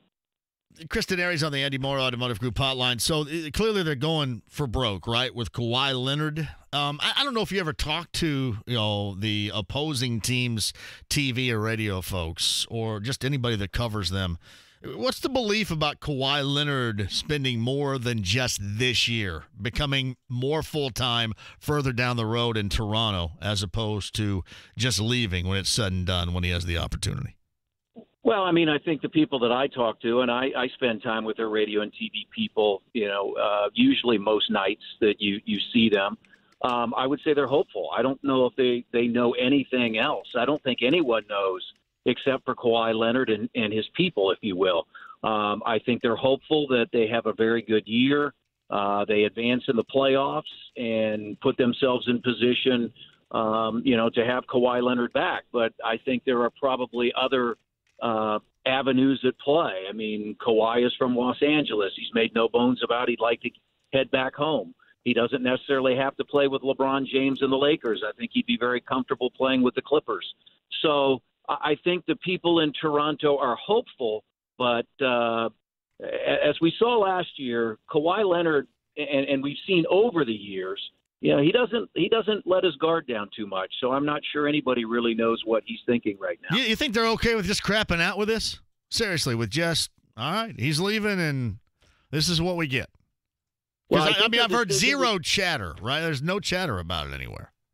Well, I think their decision was made last year that they felt that they had gone as far as they could with a combination of Lowry, DeRozan, and Dwayne Casey. And the first domino to fall was to change coaches, and they did that. And then they had the opportunity, and Kawhi Leonard is a better player than DeMar DeRozan. DeRozan's an all-star, but Kawhi Leonard is a better player. And I think they thought, let's try to hit a grand slam. The problem will become is if he leaves, it's going to become hit by pitch, and they may have to just totally go back to square one. But they do have some good young pieces. Siakam is very good, Anunoby, Van Vliet. So, but they've gone all in, John, on this NBA season. I would agree too, and that's like having Steve Balboni back in the day hit a grand slam, because he hits a grand slam and then he's probably going to strike out the rest of the season. Well, you know what I mean? Yeah, I was going to say Balboni, or even back a little farther, Dave Kingman. When Kingman played for the Giants, he might go 1 for 5 and hit a 3-run homer, but he'd strike out 4 times. Now, today in the analytics, some people will say that's great because he drove in 3 runs and your team scored 6 and he drove in half your runs. But that's a little bit what they're chancing, is they're trying to hit the ball out of the park. And if they have the year they hope they will have, then they feel like that could be enough to sway Kawhi Leonard to stay in Toronto. And the biggest issue is they've had fantastic regular seasons. We have seen that, but it has not at all translated to the postseason. And clearly that is what matters. That's why we're seeing so much load management with their star. Well, we know what happened, the 7-game series 3 years ago, where, I think we all felt that the Pacers, for the most part, were the better team in that series, but couldn't get it done. Lowry and DeRozan were miserable until Game 7. And then, last year they get swept right out of the playoffs. So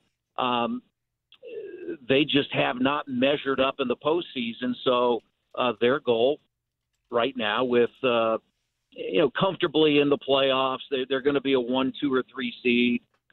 They feel like Kawhi Leonard resting at this point is more important than having him on the floor. Or Kawhi feels that. I mean, I don't know what the combination is who's telling who what to do right now. I mean, clearly it felt like Kawhi was telling the Spurs last year what he wanted to do. So why would it be any different right now with him telling Toronto, hey, I need to shut it down for a few games? Kristen Arias got the call later on tonight. He and Quinn, JJ, Eddie Gill got you on Fox Sports Indiana with the Raptors and the Pacers. Chris is on the Eddie Moore Automotive Group hotline. You look at the Pacers right now, and a lot of people were wondering about Vic, and we were wondering if he was in pain, if there was some soreness there, because he didn't look like he had that explosion. Now, we'll say this, against Charlotte, we have seen a trending upward here, at least in the most recent past, of an Oladipo, and kind of have seen that with Bogdanovich as well. Is this kind of like the dog days of January in the NBA, or might there be a little bit more, and do you expect that trending up for both to continue? No, I would agree with you, and I think my partner Quinn Buckner hit on it in the Charlotte game on Sunday. It is the dog days. It's a very long season. It's 82 games. There's a lot of enthusiasm and energy as the season starts. Then you get to the midpoint of the season, and then you sort of hit January right before the All-Star break. And I think you've seen that a little bit with Bogey. He has not shot the ball as well as he shot it in October, November, and December. I think Victor is just, as he's come back, we've seen the 36-point game in Chicago, but for the most part, he's been right around 20. Now, he had that stretch where he had 7 straight games under 20, and he was around 14 points per game. But his assists were up. I thought his defense has been solid. He just hasn't put the ball in the basket. And I think that can all change, and I think the second half was a good indicator for him when he went 6 of 10 from the field and scored 16 of his 21 against the Hornets. So I just think it's a matter of,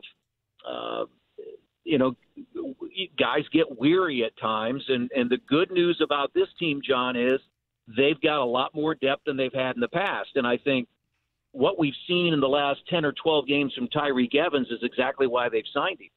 He's averaging about 15 points off the bench and really doing a lot of good things. So I think that was the key this year, is that could Vic back up an unbelievable year last year? Well, he's had a good year. He's averaging nearly 20 points per game.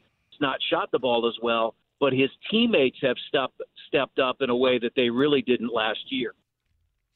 It's Kristen Airy with us, too. So we have a change of heart as of late with Tyreke Evans, you think? And then playing off of that, I know this is a tough one for you to answer, but I will say this. I talked to Jay Michael last week, and he suggested that there's really not a lot he sees the Pacers doing prior to the trade deadline.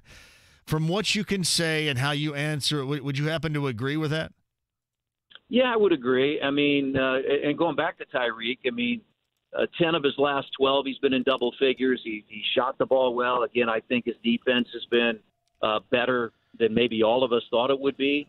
And I think with where they are, it's similar to last year. They've got a good group. They've got great chemistry. They feel like they have a chance to advance deep into the postseason.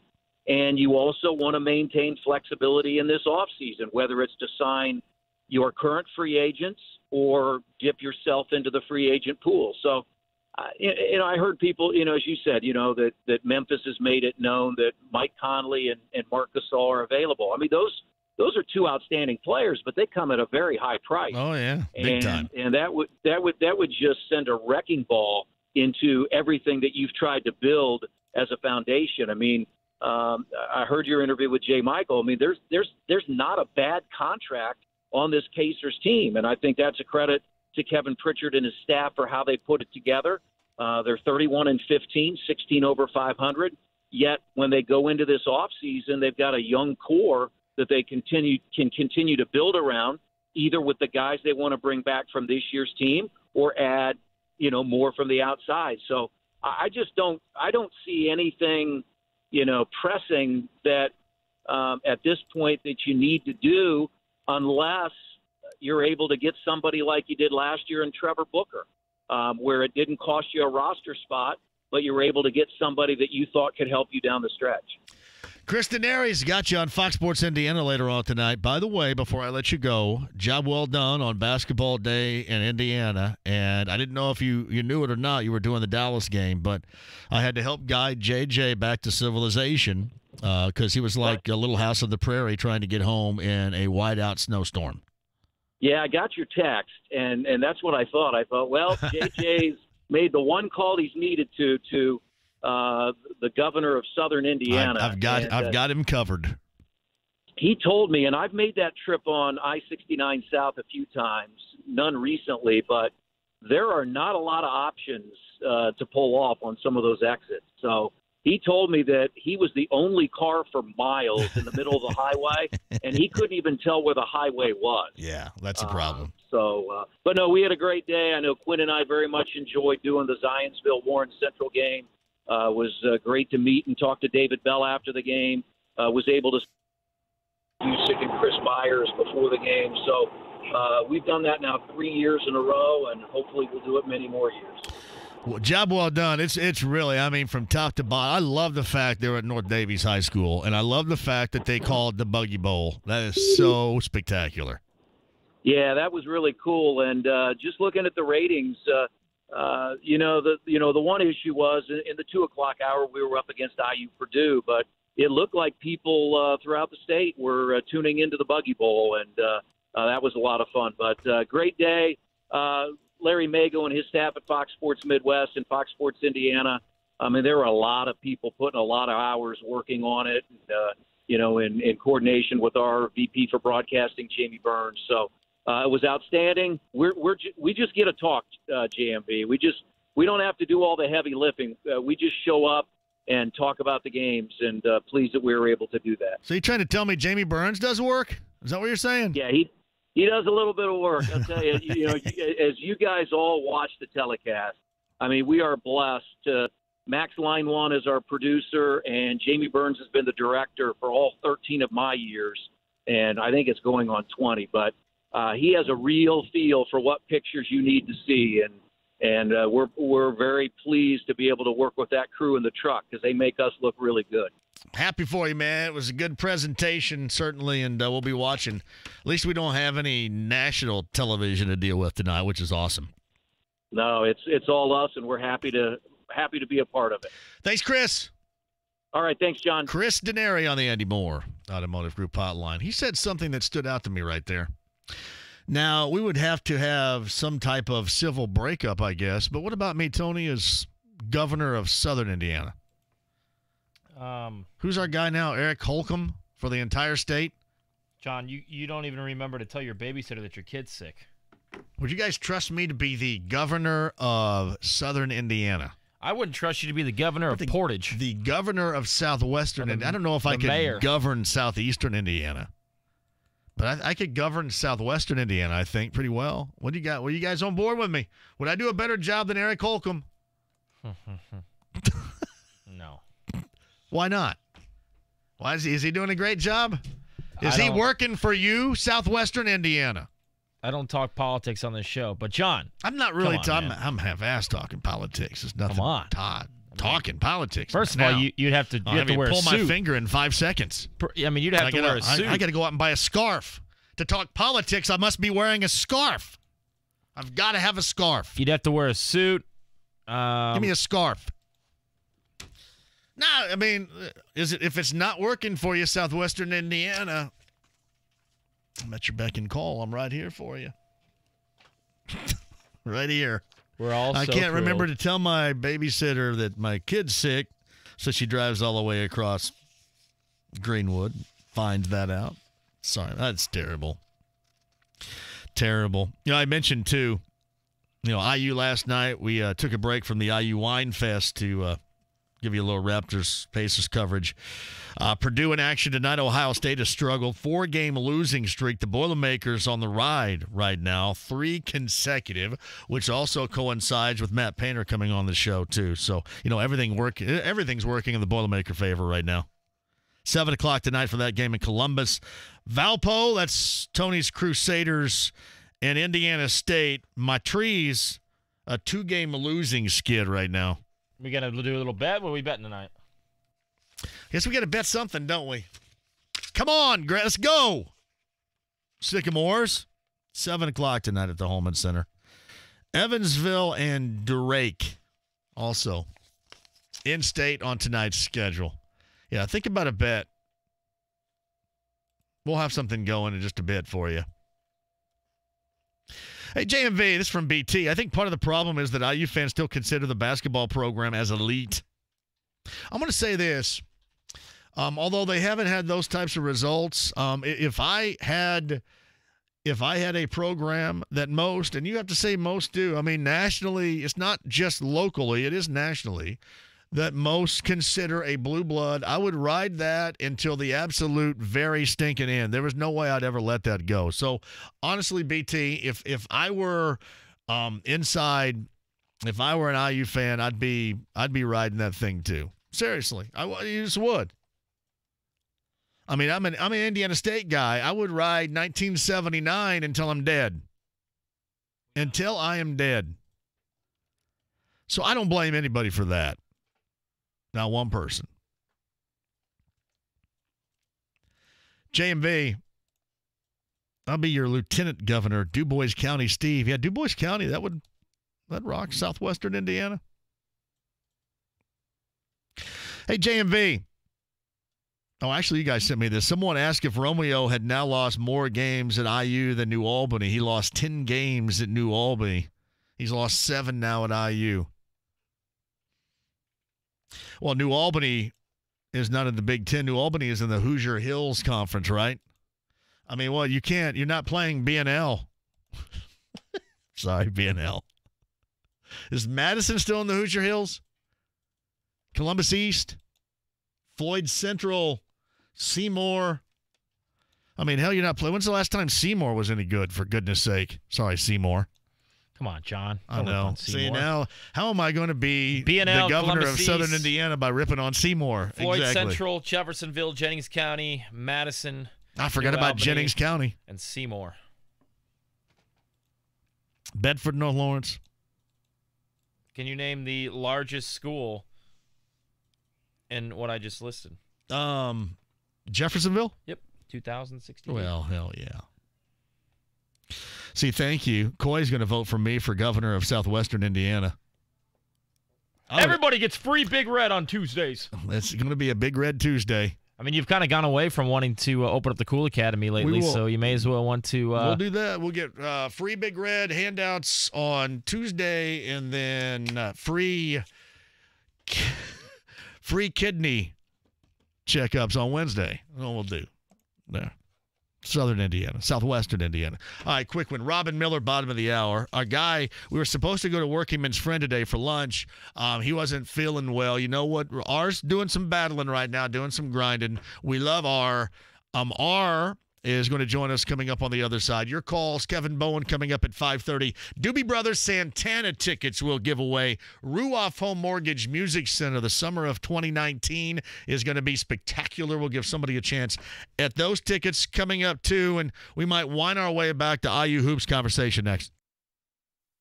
Hello, I'm Joe Cordell of the domestic litigation firm Cordell & Cordell. Here are a few quick divorce tips that we provide our clients. Number 1, don't move out of your house just because your wife tells you to. Remember, that's your house too. And number 2, don't blow through the financial statements that you file with the court. These are key exhibits, and they often make or break your case. And number 3, watch the social networking. Expect your wife's lawyer to do a thorough online search. And incidentally, this is a two-way street. Now, a bonus tip. Partner with your attorney in assembling evidence.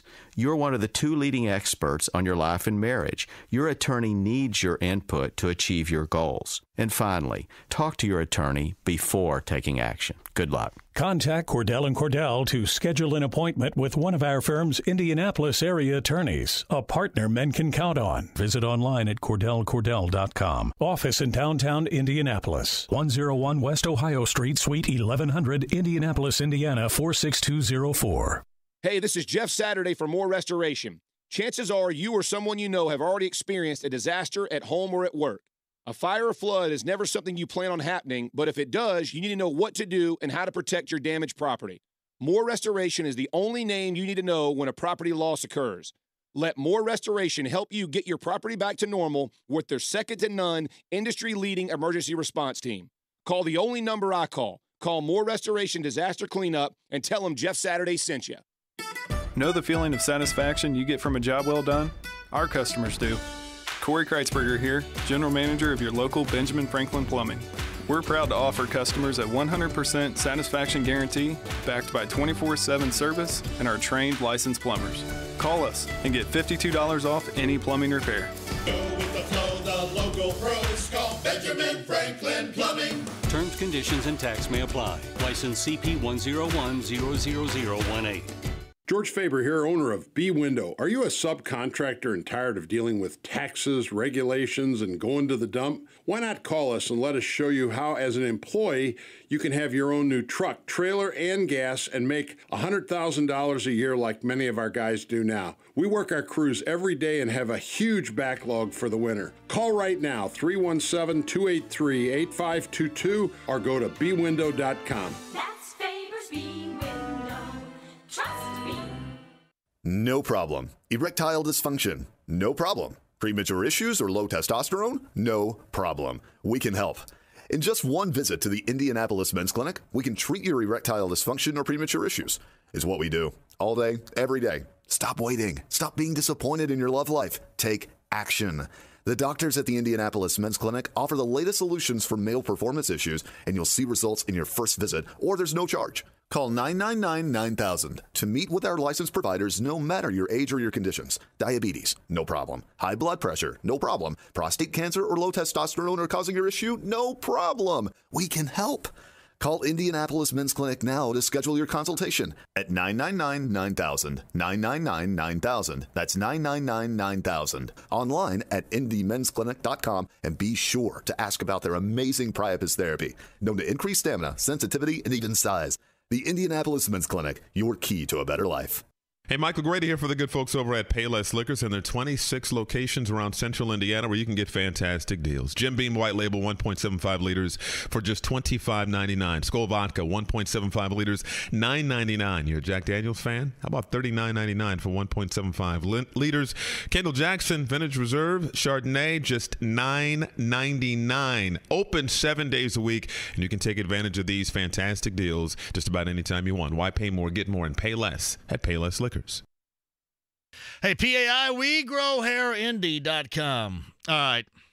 I'm going to use this. You guys are watching right now, right, on your computer, on YouTube. I'm going to read a text I just got, and this kind of coincides with this PAI read, so bear with me here, right? This is from my friend Brian Spice, who probably could mix in a little PAI if he wanted to right now.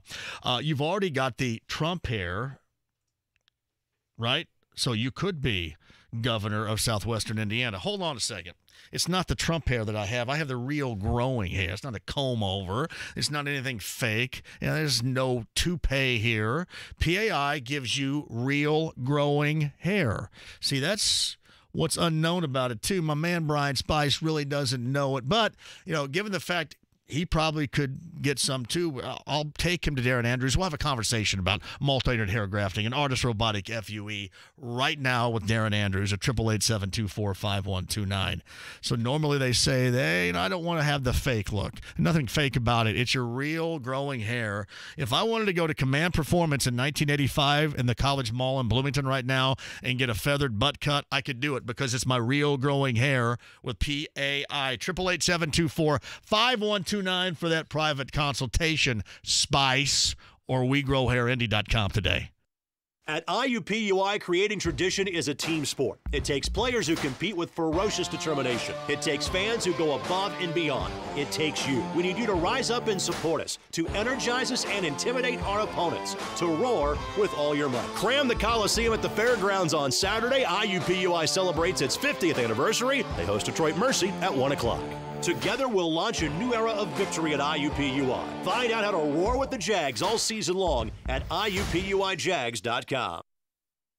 The Ride with JMV. Dynamite drop-in money. That broadcast school has really paid off. FM 107.5 and 1070 The Fan. Hey, welcome back. Denary Podcast, 1070thefan.com. Raptors Pacers later on tonight. It was all in fun, Brian Spice. All in fun. The timing. Timing's everything. JMV, would you running for governor of southwestern Indiana include Bloomington? It would include Highland Village. Highland Village and West. Not all of Bloomington. Highland Village, definitely. I'll be the governor of that. That's awesome. I had to work in. My man Brian Spice, who works down at Crane, longtime friend of mine. I just had to work in a PAI read. He's the one that sent me, you've already got the Trump hair because of my hair. So I had to get a little payback in my PAI read for him right there. I hope he's okay with it. Sometimes it is the timing. This is one thing I love about live reads. Like live reads, people always say, hey, how much does the advertiser like the live reads? Well, these things just kind of happen. It's not like I read the same thing over and over. I mean, it happens, and, sometimes you can take a moment, something that is said, something that is tweeted, something that's emailed, and have some fun with it. And that's what happens there. Easily. So I like it. JMV, did you see what happened with Devin Booker last night? He got tossed in the third quarter. Yeah, that means I would be the governor of the Highland Lounge. Yes, that's me. The governor of the Highland Lounge. That's an honor, sir. Thank you. Now, I did not know this. So Peyton Manning's in town right now. Yeah. So Peyton Manning's in town with Visit Indy. And our friend of the show, Chris Gall, right? Yeah. And I don't get a heads up, not on the show or nothing. Nothing at all. Nothing. Zero. We could have taken him to Working Man's Friend today. Peyton would have loved that. Me, Robin Miller, Jeff Smolian, Rick Venturi, Tony Donahue at the Working Man's Friend with Peyton Manning.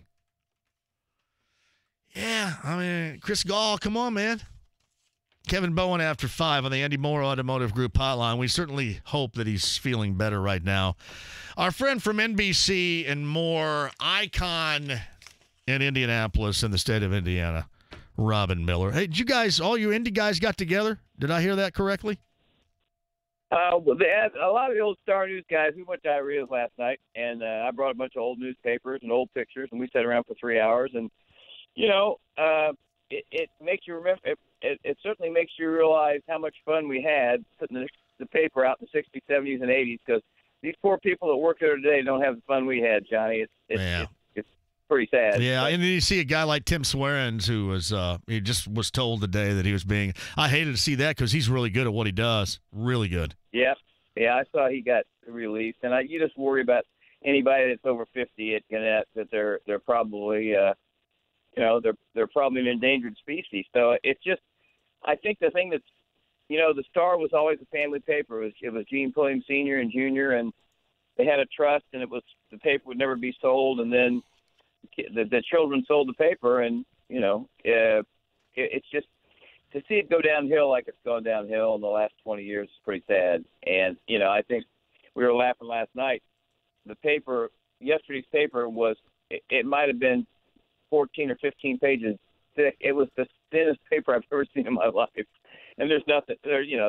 There's some. I think Kyle Niederreff, and I think guys like that. Still, there's some good writers. Jim O'Neill does a nice job, and I like Zach. So there's some good writers. I just feel for them because it's kind of like working for the Gestapo, and you don't have. There's just the freedom that we had to do what we wanted to do, and to put the paper out 5 editions a night, and it was Toyland, and it was just so much fun. And I think when you look at Tom Reitman and Phil Richards and the Benner boys and Jim Russell and Ambro and Tommy Reitman and all the guys, we were laughing about covering the Colts, and then we all told stories about everybody had to take their turn with the Bob Knight shift. That was another 30 minutes of there was a lot of guys that weren't that thrilled that they were very thrilled when they got told, okay, you don't have to cover IU anymore. Great, thank you.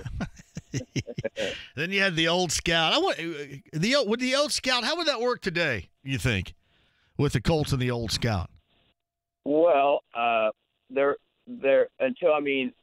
during Peyton's era, the Old Scout would have had nothing to say because they won 12 games every year. Exactly. The Old Scout only excelled when they were 1-15 and 3-13. It was easy to make fun of them, and it was. I still think my most fond memory was the time the Old Scout printed his Christmas wish list, and he said the only thing he really wanted for Christmas was an 8x10 of Pat Beach actually catching a pass, and he put that on his locker and blew it up, and he vowed he was going to kill whoever the Old Scout was. Well, I thought it was our pal John Banch. And John, we had an old leather helmet on the Old Scout, and John was very well respected, so nobody was going to mess with John Banch. He was 60 years old. And Jack Trudeau's the only guy that actually knew who the Old Scout was, so he always threatened. He goes, "I'm going to tell Pat Beach today." I said, "No, you're not. You're going to tell him." You ever find out who the Old Scout was? No. Never found out. Because he was on Bob and Tom all the time back then. Well, he was on there when I was on there. It was interesting because it was kind of funny. He went to you're too young to remember a place called Dalt. Remember Dalt? It was up in Keystone at the Crossing. You're too young. Anyway, he came in there one night. It was about an hour wait, and the place was packed. It was a place to go, and he had like a fur coat on, and he said to the girl, "How long for the wait?" And she said, "Oh, it'll be 45 to an hour." And he goes, "I'm Pat Beach from the Colts, and I was on the other side of the bar. There was a swinging door there, and he couldn't see who said it." And I said, 2 hours for you, Mr. Beach, or something like that. So he came roaring into the bar looking for who that was going to kill somebody. But I was Craig Kelly, who used to do PR for the Colts. I put a picture up on Facebook of all the guys, and he put a nice note in there about all the years that we ran it. And the thing that was interesting about the Colts back then, Johnny, is you could walk in. There was no guards. Say hi to Pam Humphrey. She was the secretary as kind of the right hand person there for Craig and everybody in public relations. And you'd say hi to her and walk back, and you just walk back and plop down and put your feet up on Ron Meyer's desk or Ted Marchibroda and start BSing about who could play and who couldn't play. It was the most laid back atmosphere, but it was just kind of cool. Yeah, it is. Robin Miller's on the Andy Moore Automotive Group hotline. You guys also talking about Jimmy Rail and his passing, I guess, too, right? Well, and I think Mark Monteith did a nice story on Pacers.com. He did a big chapter. Obviously, Neto and I, the book we did, Jimmy was part of it, but we kind of didn't. And Mark's book was a lot more detailed about the players, and he did a really good job on Jimmy. But the thing about Rail is, before we heard of Billy Shepard and Reggie Miller and Billy Keller and Steph and Steph Curry, there was Jimmy Rail. And I don't think anybody that ever saw him play in high school could imagine. You used to hear people say, "John, he shot 25 and 30-footers." Jimmy Rail, he really did. And, he weighed 150 pounds, and he was a scrawny little guy, and it was amazing. Kokomo before the game used to turn out the lights when they introduced the other team. Then they turn out the lights, and then they all run through the hoop. And then at the end, Jimmy Rail would be the last guy out. And they put the lights back on, and he'd go around the horn and shoot, and usually go 7 for 7. And the other team standing there watching this. Talk about intimidation. But just, you know, 56 points twice at IU, 49 points against Ray Pavey in one of the great high school games of all time. There was no three-point line. It was a running clock. The clock didn't even stop during, after a basket. I mean, it was amazing how many points Jimmy scored. And to think about, he didn't even start at IU till he was a junior. But I just love Corky Lamb was a really good sports writer at the Indianapolis News, and he did a little thing one night when Jimmy had 40. He had 40-some points, 45 I think, against Muncie Central, their number one team in the state. And he wrote a little thing afterwards and said, sickly, spindly Jimmy Rails caught a Bearcat by the tail, wouldn't let him out alive, shot him dead with 45. I mean, that was just a kind of, and Corky would draw cartoons at the games of little characters and stuff. And, that's when high school basketball was king, Johnny. So when Jimmy came to the Pacers, I think he made the very first three-pointer, and he averaged, he had some big games the first year for the Pacers. He was an original Pacer. And Mike Storm was smart. When they signed Jimmy Rail, he said, we got to have some local heroes. And Jimmy was a local hero along with Bobby Joe Edmonds from Christmas Attic. It's Robin Miller with us. Speaking of the Pacers too, and thinking about Slick, at some point there's going to be some statue down there, right? With Slick, there better be. I've been saying for the last 4 or 5 years, nothing against Larry Bird, but he really doesn't. I mean, yeah, he coached the Pacers and he worked for them, but Slick is the face of the Pacers, and he always has been. He always will be. So if we need to have a statue out in front of the arena, it needs to be Slick. And did you get to see his halftime little speech he gave last Saturday night? It was pretty cool. Well, I watched the other day just for the heck of it. I watched his Hall of Fame the Hall of Fame ceremony and his speech. Yeah. It is still awesome. I mean, it is still. Yeah, it was really good. It was so him. And knowing him, I don't know how it translated to people that didn't know him, but I thought it was great. Well, he gets pretty emotional. He got pretty emotional in that little halftime thing, but I mean that's just the way he is. But he blessed his heart. He got in. Did you see the little zinger he got in? He goes, "I never lost to Purdue when I played at IU. I was 6-0." He's classic. He's great. He still lives in. I mean, he's still big. IU is still. It's near and dear to his heart. So and he might be the toughest dude of all time here too. And I know we kind of throw that around flippantly, toughest guy here, toughest guy there, but seriously, he might be the toughest guy of all time. The 3 toughest guys in my lifetime are A.J. Foyt, race driver Lee Koonsman, and Bobby Slick Leonard. Yeah. They have been through more stuff. I mean, Slick, he's 86 years old, and he's had everything you can. They brought him back to life with a defibrillator. He's had all kinds of issues with, I think he had a blood disease once, and I think just all the things that have happened to him. And the fact is, he's such a fighter, and he's got such spirit, and I think he's got a little leg infection now, so he's kind of quarantined, he's kind of grounded, and that makes him crazy because he loves, people say, well, maybe he shouldn't go to the Pacer game anymore. Oh, Christ, that's what he lives for. He loves it. It keeps him going. Yeah. I hope he's still, I hope he lives to be 100, and I hope he dies sitting next to Boyle calling a game because that's what he wants to do. Yeah, that's true. That is his spirit, is going down there and doing those games. I haven't heard he hasn't been on, I don't think, in a while. Is there a point? Do you know? I know you talk to him all the time when he gets back. Yeah, he's got a little infection in his leg, and they don't want him to go out, so he kind of has to stay in until it gets healed, until it clears up. Because you know what, that can turn into something. There's Sure. so many things that can happen. So he wants to be down there. There's no doubt about it. But they've kind of put the kibosh on him traveling for a little bit till he gets that infection healed. We got to get him at the Workingman's Friend with us too. Oh my God! Well, I told you in that note today, if Venturi's coming, we better at least limit 3. It's got to be at least a 3 or 4 hour lunch. Yeah, no question. No but question. He'll be fun. No, he'll be fun. Slick would have a good. Yeah, Slick loves cheeseburgers. Absolutely, he'd have a good time with the Working Man's Friend. Well, but you know what? Yep. You know, him and Jimmy. You know, he'd go see Rail. He'd go see Jimmy and Jimmy's funeral's Saturday, and they've asked a few people to speak. And I think Neto and I are going to. And I know Slick wants to go, but I don't think he's going to be able to. So we're going to wait till the last minute, see if we can maybe get him to go up there. Because I mean, they were IU guys and they were friends. And then Jimmy played for Slick. He was averaging 16 points a game. Slick took over. So I don't think Jimmy's career ended very happily with the Pacers, but he was the one guy that sold tickets when they first started. Nobody knew what to think of the Pacers, the ABA, and Jimmy was he was front and center in commercials, and he was part of the promotion of it. Him and so I mean he had the fact that he ever made it to 40 years old is amazing because he had a Cobra Mustang that he drove about 125 miles an hour over town with Neto, and I mean it was.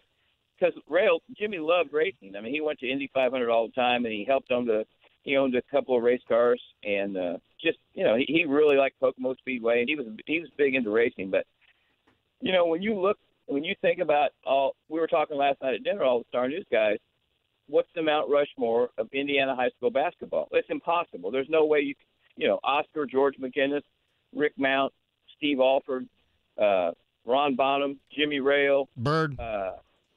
Well, see, I wouldn't put Bird in the high school. He averaged 30 points, but they didn't play him. But he wasn't that great in high. I'm just talking about high school guys. Just who's the 4 best high school. It's impossible. We couldn't even get it pared down to 15. There's just too many. Yeah, that would that'd take a while right there. That would. Well, Bill Garrett, Jumping Johnny Wilson. I mean. I guess I understand not putting Bird on the list. But I mean, he was good at Springs Valley, but he didn't. Yeah. They didn't do anything. Right. Yeah, the thing of it is Larry one of the 25 or 30 best high school players of all time? Probably. No, I don't think there's any doubt about that. Was he one of the 10 best players in the history of basketball? Absolutely, no doubt about that either. It's just interesting when you think about Ron Bonham, and you think about Jimmy Rail, and you think about Bill Garrett, and you think about Jumping Johnny Wilson. And I mean, there was just Junior Bridgman. Pete Turgovich. I mean, we started thinking about the guys up in the region that we didn't see that much until they came to town for the tournament. Holy mackerel! Willie Long from Fort Wayne. I mean, there are so many great high school basketball players. Yeah. But I do think we'd be pretty safe putting Oscar and George McGinnis. I think they'd safely have a place on Mount Rushmore. Yeah, no doubt about that. Robin Miller is on the Andy Moore Automotive Group hotline. Well, hey, get to feeling better, and let's reschedule for Workingman's Friend here soon, okay? Yeah, and we'll try and do it at 1 o'clock so you'll have a nice buzz going by the time you strap on the drive, baby. We get Venturi down there, get Slick down there, and get my boss upstairs, Jeff Smolian, down there again too. We'll have a blast. Maybe we'll have fun. And, hey, thanks for remembering Jimmy Rail. Gotcha, my friend. Thanks for calling in, too. Feel better. Bye, Johnny. It's Robin Miller on the Andy Moore Automotive Group hotline. Always awesome. Quick break. We'll come back. Kevin Bowen coming up after 5. We'll get back to a lot of things that we started the show on, including the Super Bowl and the Colts offseason next. Test your big game knowledge to win a $250 man card to Twin Peaks. Take the quiz online at 1070thefan.com. Hi, I'm Ryan Kelly with Hero.Loan. Did you know that service members are 23% more likely to carry credit card debt? Serving in the military is one of the most courageous things you can do. There is no reason for any of our military, active or retired, to be living paycheck to paycheck. At Hero.Loan, you can cash out 100% of your home's appraised value, and we close VA loans in 14 days. Hero.Loan, the only way to VA. The Home Loan Expert LLC, NMLS number 1326241. Your next haircut now has a shortcut. Introducing the Sport Clips Haircuts app. That's right. Now the cut you want is just a tap away. Just download the app, check in at your neighborhood Sport Clips, and choose your Guy Smart stylist, and you're done. We'll text you when your stylist is almost ready. Then head to Sport Clips for a championship haircut experience. It's home field advantage for your hair. No appointment needed. Just download the Sport Clips app and check in. And don't forget a beard trim. Sport Clips. You choose the cut, we cut the weight. Chad and Tyler Peterman for Peterman Heating, Cooling, and Plumbing. Chad, a lot of people ask me, what makes Peterman special? I think the biggest thing is our goal of making Peterman the best place for each of our team members to work. I couldn't agree more. I think we have found that when we work together as a family, we can continually provide the best service in town and improve the lives of our customers each and every day. Seeing a smile on the customer's face after we've helped them with their heating or plumbing issue is why we do what we do. It's not our vision to be just another heating and plumbing company. It's our mission to become the very best company in our industry for our customers. So, when you call Peterman Heating, Cooling, and Plumbing, you know we've worked hard to make sure you get the best. It's protection you can trust from a family who truly cares. Call 859-4270. Call Peterman for heating, cooling, and plumbing. Peterman's the way to go. My favorite part about Geico is the love and the time that they invest into their associates. Daquan from Indy worked at a grocery store before joining the inside sales team at Geico, where after paid training, he became a professional licensed insurance agent. They invested time and money in me, to make sure that I was qualified to do the position as well. And they, help you do better. They don't just set goals, they help you achieve them. You're not just a number, they know your face, they know your name. Visit geico.job/Indy to apply. Chronic headaches, constant sinus infections, pain and pressure. The fatigue was overwhelming. That's Karen. She suffered for years with chronic sinus infections. She'd go to urgent care, see her doctor. And we would do the same thing. Steroids, antibiotics, nasal sprays. Now, her issues are gone. How? A minimally invasive procedure done in the office of Indianapolis Sinus Center called balloon sinuplasty. Now my sinus cavities are open. You can breathe on a constant basis and not get sinus infections. I don't get headaches anymore. I don't take naps anymore. I'm like, oh, this is miraculous. Do you suffer with chronic sinus infections, facial pain, pressure? Is it difficult to breathe through your nose? Find out if balloon sinuplasty is the solution for you. Set an appointment today with the Indianapolis Sinus Center. Call 317-528-9650. 317-528-9650. That's 317-528-9650. Johnny for Farm Credit Union and Trevor Green always coming up with ways for you to save money, especially if you have kids, and how you can save with those kids with Farm Credit Union. How about this? A Sprout account not only pays a great dividend rate, but it also matches 10% of your annual deposits up to $1,000. That's every year until your child turns 18. Make 2019 the year to save more. And another great idea created by Forum Credit Union. Tell Trevor Green that I sent you, or stop by a branch location today. Ways to save. Make sure you're secure financially for the future with Forum Credit Union. Online right now, forumcu.com. Hey, Dan Dockage here with Casey Marks of Crown Haven Wealth Advisors. Casey, tell us a little bit about Crown Haven Wealth Advisors. We get that our clients are unique, so each client deserves a unique plan. You deserve more than an advisor's best guess. Crown Haven can guarantee your retirement future. With Crown Haven, your savings will never be eaten away by hidden fees or sales commissions, and you'll never have the chance of losing everything due to matters completely out of your control. You'll get a competitive return on your money without the fear of losing it. Look, I know I sleep very well at night knowing that my money is safe and growing for a future that I and my family can truly rely on. After all, Dan, this isn't just money. It's your life. Do what I did. Put Casey to work for you by calling Crown Haven Wealth Advisors at 844-896-SAFE. That's 844-896-7233 or online at crownhaven.com.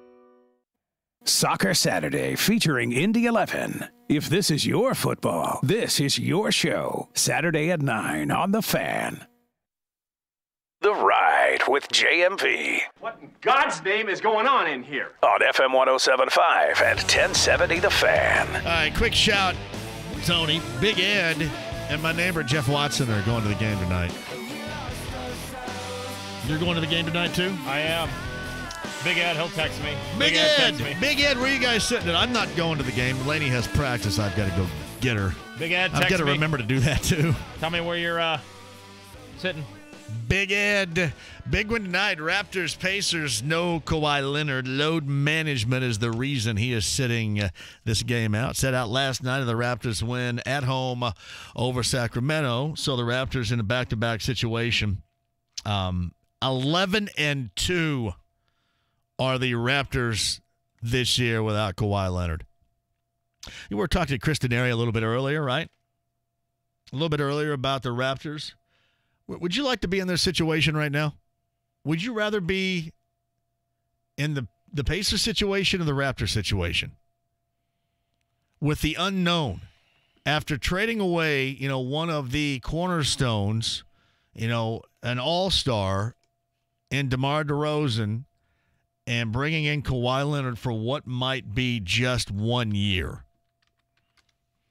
Well, I think you definitely want to be in the Pacers situation. You'd rather be in the Pacers situation? The Raptors, look to, at least to this point, maybe have a higher ceiling.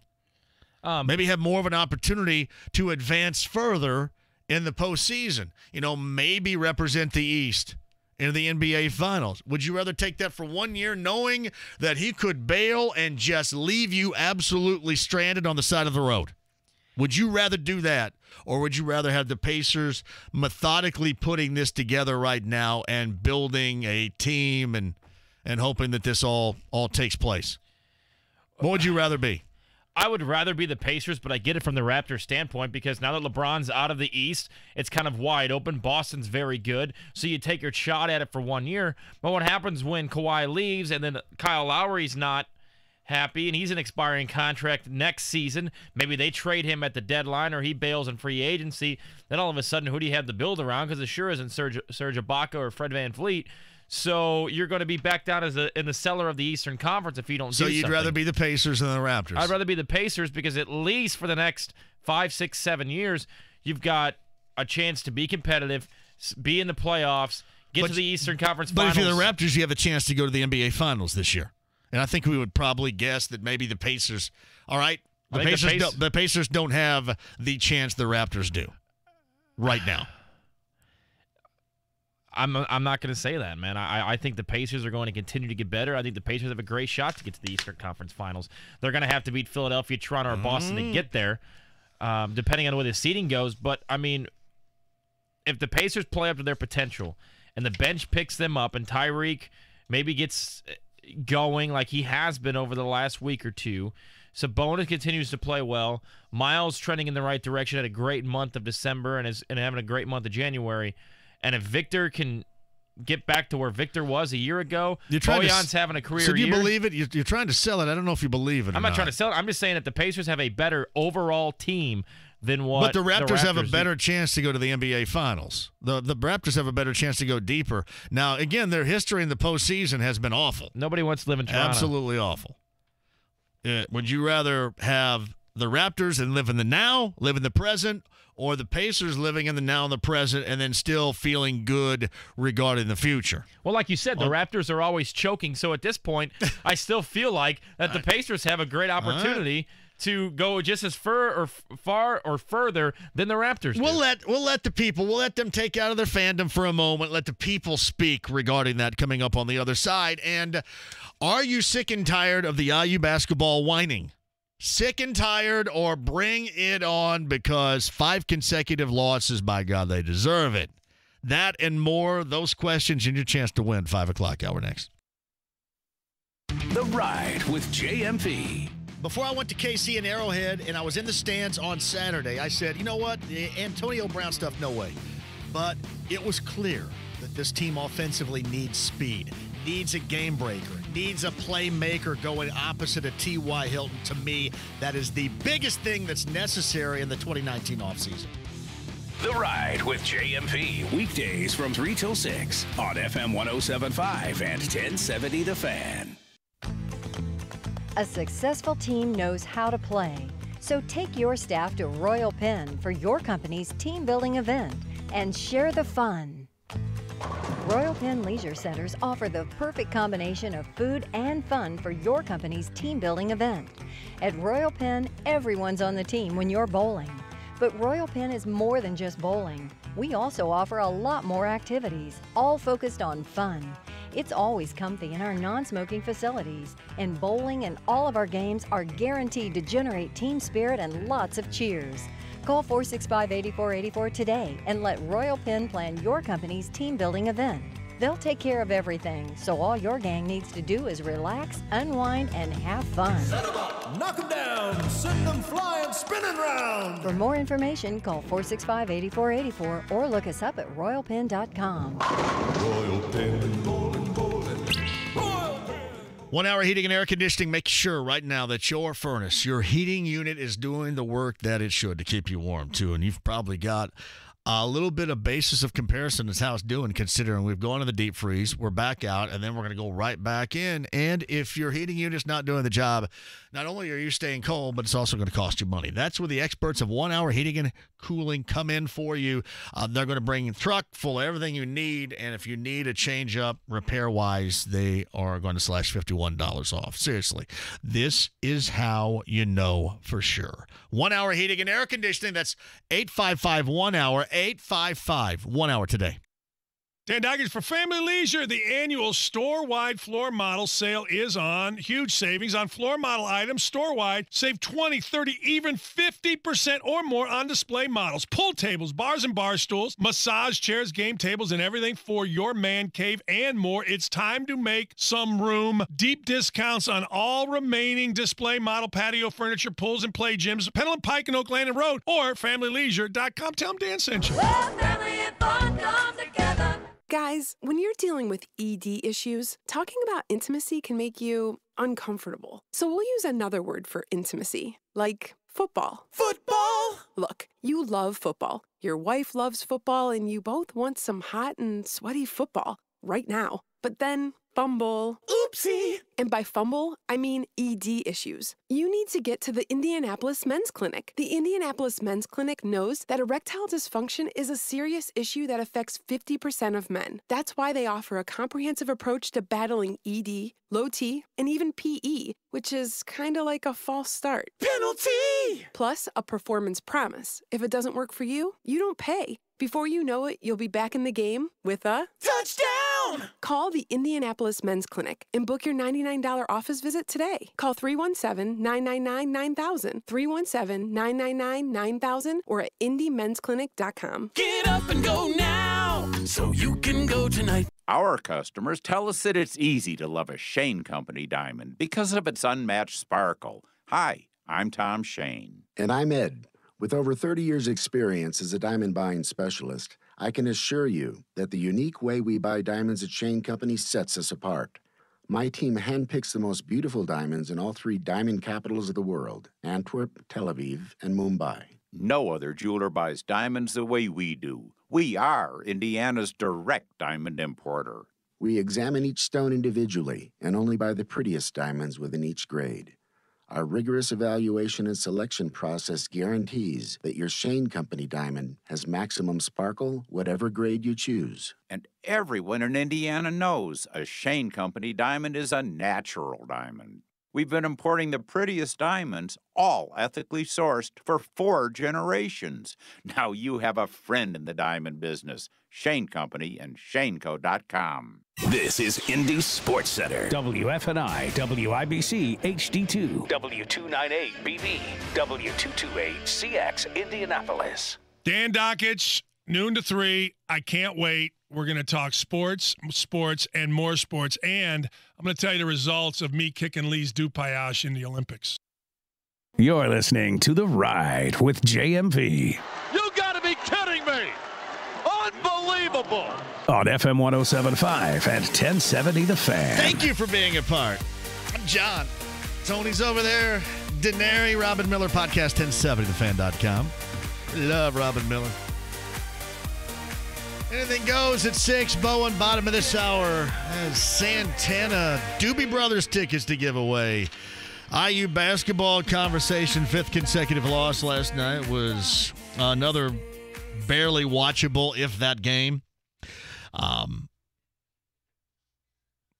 Villanova Butler last night. You know, we talked a little bit earlier when you knew that Butler was going to lose. It was Villanova on the offensive glass, Bronk not getting cleared, and then you Kind of saw with that dunk moving forward that's where that was going. Yeah, Villanova is getting better, no question about that. Purdue, Ohio State later on tonight. Colts, we talked a little bit about wide receiver. Somebody lobbed me a question about Cole Beasley's availability. He's an unrestricted free agent. And I sent out a tweet about, really, should I say disparaging? It looked as if it was a shot to the Cowboys organization where he says he still wants to be, but talked about how decisions organizationally on how the offense is run and who gets the ball comes from at the top, which sounds like that's shot across the bow of the Cowboys organization, and more than likely they wouldn't bring him back. He had 65 catches a year ago. That's not quite, as I mentioned earlier, what I was thinking about as far as wide receiver, but is he good? Would he be good on this roster? Yes, but just not what I'm thinking about. Good guy, quality hands. Described to me. Good guy, quality hands. But not exactly what I'm thinking about. Now, I've been called crazy about what I'm thinking about, which is okay. Everybody has told me that, that's not the direction Ballard's going to go. And again, this has not been the direction Ballard has gone. I'm just telling you, with the expectations next year, I think you're going to have to, and again, options to do things, you're going to have to go next level. I don't know if you can just go middling level free agency and leaning on your draft picks, even though the 18 draft went well. I think you got to do a little bit more. It's from CR. Hey, JMV, what about trading for a true number one? Tons of cap money and picks. That's kind of what I was talking about. I mean, everybody just thinks the option is just you got a lot of money to spend, so spend it on free agency. You look at the wide receiver position, and, Cole Beasley's one of them, but this is not a spectacular group, and I would agree. But, I mean, hell, we said the same thing last year. Sammy Watkins, Allen Robinson, not a spectacular group. Sammy Watkins ended up, now he was dinged a couple of times, but ended up pretty good. I mean, at the end, you saw Sammy Watkins do some work against the Colts. But I wasn't thinking about, wow, I like Cole Beasley. That wasn't exactly what I was thinking about. And CR, I was thinking more of the direction in which you were talking about here. JMV, for the people spitting out names like Cole Beasley to be the number 2 wide receiver, you have to sit and think that T.Y. is almost 30. And that's why I've said, and I don't want to be disrespectful about it, but equal to or greater than T.Y. Equal to or greater than. There's nothing wrong with saying that. And again, I was like you, make sure that you have, the whole locker room thing and everybody gets along and everything is great. But, man, you watch that game in Kansas City and you wonder, how do you get in that 4? Hell, how do you get to that 2? You got to have somebody that's going to get open. And even as we saw in what we thought was going to be a rather defensive game in the AFC in that title game, it turned into, who was going to be able to stop, or in this case, with New England winning, last team with the ball is going to win.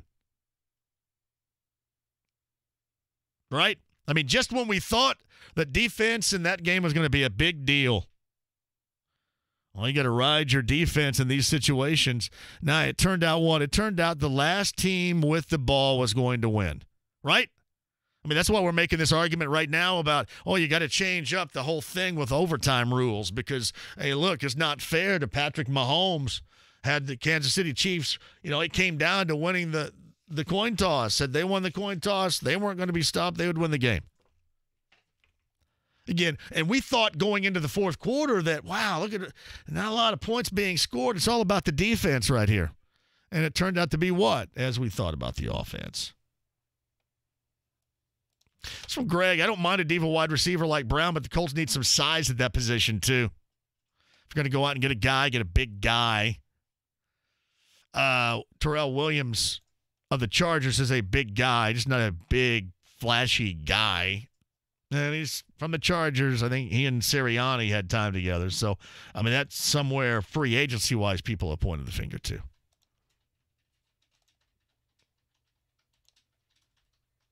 JMV, Do we go win now, or as Philly says, follow the process? Now, listen, I'm all for with the whole process thing with the Colts because clearly to this point it is working.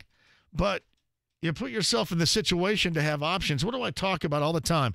It is a great world to live in when you have options. The Colts have options this offseason without jeopardizing, without mortgaging the future. I mean, you have options.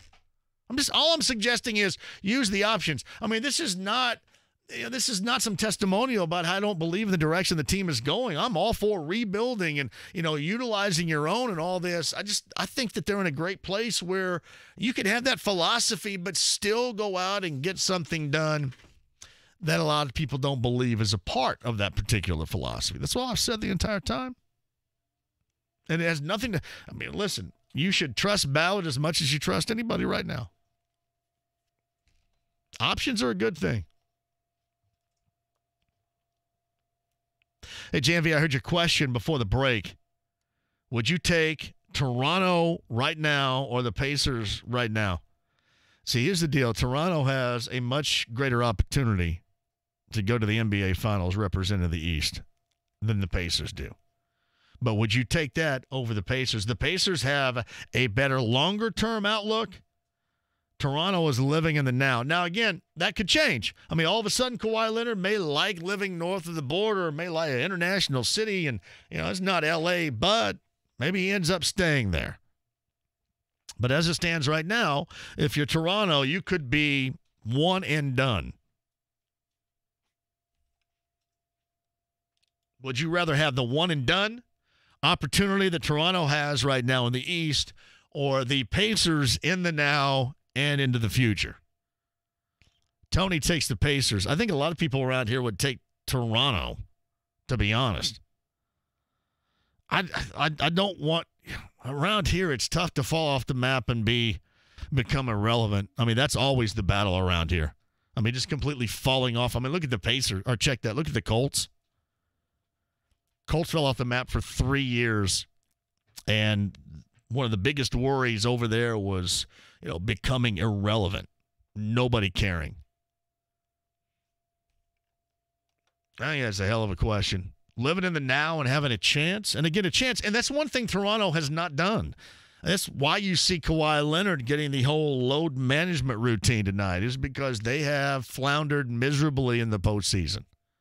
They've been here. They've had great regular seasons. Crashing down in the post. I thought some more at 239-1070. I've laid a lot out there for you, too. And anybody else want to rip on IU today? We can rip on some IU hoop. Hey, I'm going to challenge somebody. This is a great challenge. You guys want an incredible challenge? Tony, how about you? Are you up for a challenge? Depends on what Who out there listening right now, and I don't care however you might be listening, whether it's over the radio, 1070 The Fan, it's raining and it's getting near dark, so I don't know what you're doing with FM 107.5 right now. Maybe lighting your cigarette with it. Or on the app, right? I'm going to give you a challenge. You ready for a challenge? Yeah. Name me one good thing that IU is doing. One good basketball thing regarding IU right now. One good. Give me one positive. Just in an absolute crap storm of negativity right now. Give me one positive. They're over 500 on the season. One positive in IU basketball. Finney, I think everybody seems to be pretty happy with Finney. Not last night when he just kept going up and throwing stuff up instead of, when he was driving the lane and he didn't know where the rim was. People aren't happy with Finney? Well, wait a minute. I thought he basically washed all that away with that one-handed dunk going down the lane last night, didn't he? Well, he washed away the 4 possessions where he drove the lane and just threw some crap up and missed. Along with the whines and the complaints and the blanks and the moans. Come up with something. I'm going to challenge you for the positive. All you basketball fans right now. And not the blowing smoke up your butt kind of thing, and not that. But, really. Because it is a challenge. There's not a lot of good stuff, if any.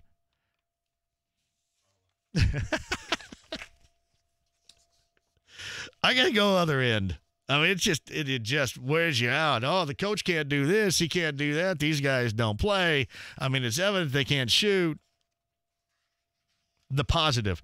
And see, Sean Allen says recruiting. Well, I mean, some of these recruits are playing right now. And the recruiting better be really good next year because the two guys right now that you might trust in the midst of this mess aren't going to be here next year. I mean, listen, you talk about looking at the Raptors and the Pacers tonight. Think about this with IU. I mean, IU's lost 5 consecutive. And, again, a crap storm of negativity. And with that, the two guys that you might think, hey, these guys can do something, aren't going to be here next year. So recruiting, Sean, better be it. Better be it. Because what's next year look like without those guys? All right, 239-1070. Ed's going to trust Chris Ballard. Hey, Ed, before you speak here, I'm going to set you up. You understand, right, that I have trust in Ballard. There's no lack of trust with me. I'm just giving options that Ballard and company have put this organization in going in to this free agency period in the offseason of 2019. All right, go ahead. Oh, I agree wholeheartedly with you. That's why I was calling in, and you were saying it as I was listening, waiting to get through. But the man, he hit a home run all year. I think he'd go get a top receiver in the first or second round, and we got the compliments of T.Y. T.Y.'s top 10, right? I think you need something that's equal to, or really in my case, greater than T.Y. And I'm trying to say that and suggest that without sounding negative because he doesn't deserve any of that. But I think you need something equal to or better than. Yeah. Right. Oh, yeah. But I think you can get one in the first or second round. Don't we have the Jets first or second round pick? Listen, they got a lot of picks, and that's why I've said this. And I mentioned options, versatility, whatever. But you have a lot of means in which you can address what to you are the shortcoming of your team, and you don't necessarily have to do it with just draft picks or free agency with the money you have. So, right, what else you got? All right. Ed, thank you. Spectacular call. Ben Orr writes this. How about diverting attention away from the football program?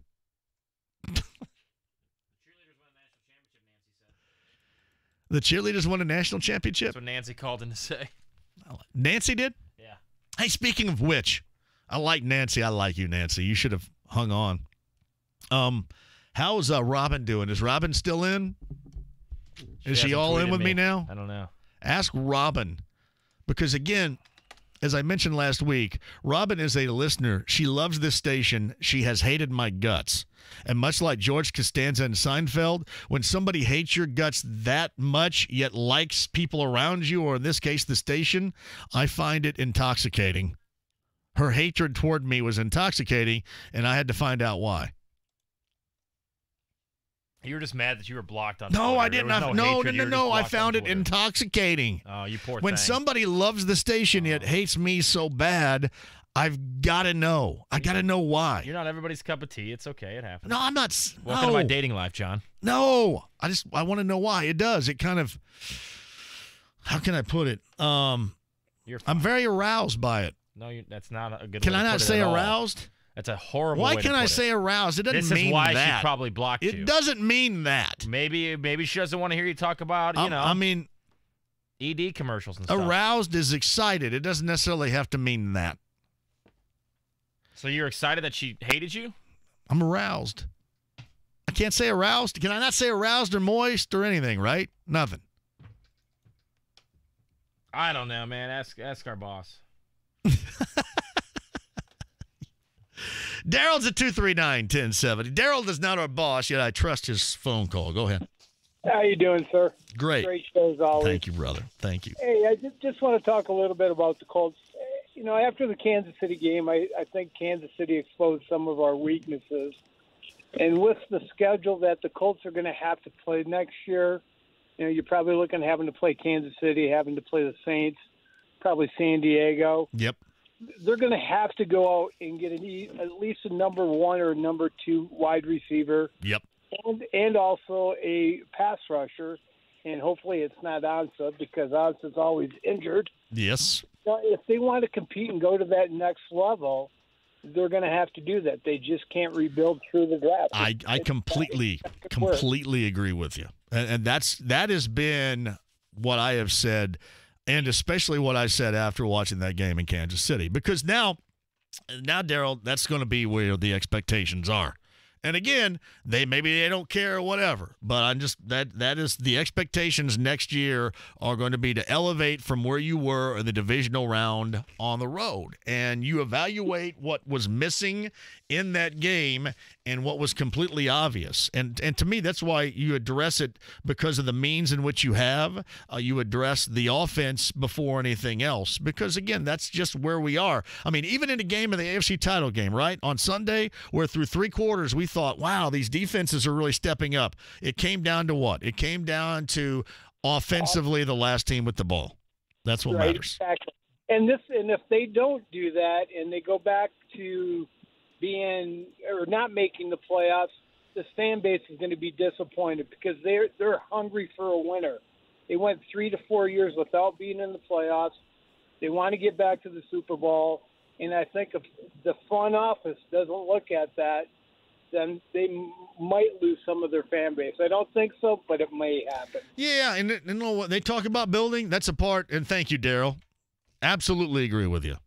That's a part of the build right there. It's from Joel. It was depressing not seeing Darius Leonard hanging out with his Colts teammates at the Pro Bowl. I just saw pictures. I haven't really noticed anything else. It's from Christopher Finn. I think you can say moist and aroused as much as you want. I think I have. David Gross, JMV, the Colts could use a reliable short yardage option at wideout like Golden Tate, but they still need a big, fast, deep threat as well. I think that's kind of where we are right now. You know, on my big, fast, not like that, you know, the whole Antonio Brown thing is big and fast. He's fast, not big. He's expensive, and at least now he comes with a tag of being a pain in the ass. Whether or not that's accurate. Rick Venturi and I were talking about that this morning off the air, too. And I called him, talked about Robin a little bit, and we were talking about, you get a lot of stuff out of Pittsburgh, and most of it is pointed to, hey, Brown's the problem, hey, Bell's the problem. But then there are a few there saying, hey, you know, what about the quarterback? Well, I mean, look what Bruce Arians said about Brown. And Bruce Arians isn't going to say anything about Ben, is he?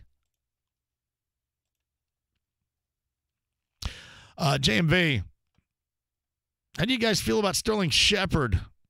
Obviously would require a trade. Sterling Shepard was pretty good, I thought. He wasn't the one I remember with the Giants that killed the Colts. Colts ended up winning, obviously, but I thought it was more Evan Ingram then. But Sterling Shepard had good moments this year. Matt, IU, are you going positive at 239-1070 here, Matt? What's up? Yeah, I think, you know, part of the problem, I don't think people are realizing, too, that Archie's coaching mostly Crean guys that Crean brought in. These aren't Archie's guys, and they may not fit into exactly what he wants to do from an offensive or defensive scheme. Yeah, I don't know if anybody's going to buy that one. Sorry. Nobody's going to buy it. But you look at Chris Mack at Louisville, he's running the same thing. There's times where they look really, really good. There's times where they look like, you know, small ball, tall weed. Yeah, I don't think anybody down there is as pissed off about their look as they are around here with IU's look right now, though. Actually, yeah, my son goes to University of Louisville, and there's times where there's booze. Maybe I'm not paying attention. I didn't think that was anywhere the level that IU fans have regarding Archie Miller right now. Yeah, I think they're expecting Chris Mack to take them back to the promised land. Huh? Hey, Matt, thank you for the call. Do it again soon. Hey, JMV, let's face it here. If Archie doesn't make the postseason, he is in trouble. You think he's in trouble right now?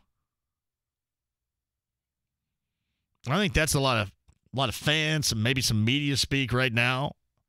But this is going down an ugly path.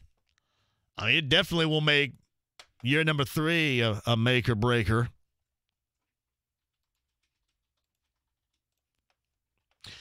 It's from Evan. Antonio's expensive. He'll be 31. I agree with a wide receiver in free agency, but the Colts need to draft a big guy. JMV. Maybe don't use moist and arouse in the same sentence. Well, you just did. You just had me read it, too. Thanks. Well, he just reads anything in front of him like Ron Burgundy here. You send it and I damn read it. I'm JMV. I mean, you send it, I read it. See, it's funny. I've been told around here often, you know, why don't you just read from the best? I said, no. See, we utilize, at least that's what we do here. We utilize social media and email like the phone call because it is always something different. Oh, they call in. We don't want to hear it from the caller. So we utilize the email and the Twitter feeds and social media like calls. And I'm not about trying to edit it unless it's got a bunch of F-bombs in it. It takes away. This is unique and organic as hell right here. I mean, this is more unique and organic than whatever weed is growing on the back 40 of my mom's property right now. Probably not right now. Maybe. Unique and organic. I don't want to lose the feeling of uniqueness. Is organicness, is that a word? What we got here? What we got here? I'm not putting anything up there until you take the break that I asked you to take. I didn't even see it. I'm sorry. Blowing right through it. Bowen, other side, calls other side. So this is what happens here, man. See, you know who runs the show? It's Tony Don. Unless it's 3:01 and he's in the can, Tony runs the show. Back with you next. Hello, I'm Joe Cordell of the domestic litigation firm Cordell & Cordell. At Cordell & Cordell, we encourage our clients to participate, to recognize how essential their role in this process is. They've got to be willing to help us help them. And by working jointly in a sort of partnership, we're more likely to get the best possible outcome for our clients. And that's really the standard that our clients can fairly hold us to, is what is the best possible outcome for them.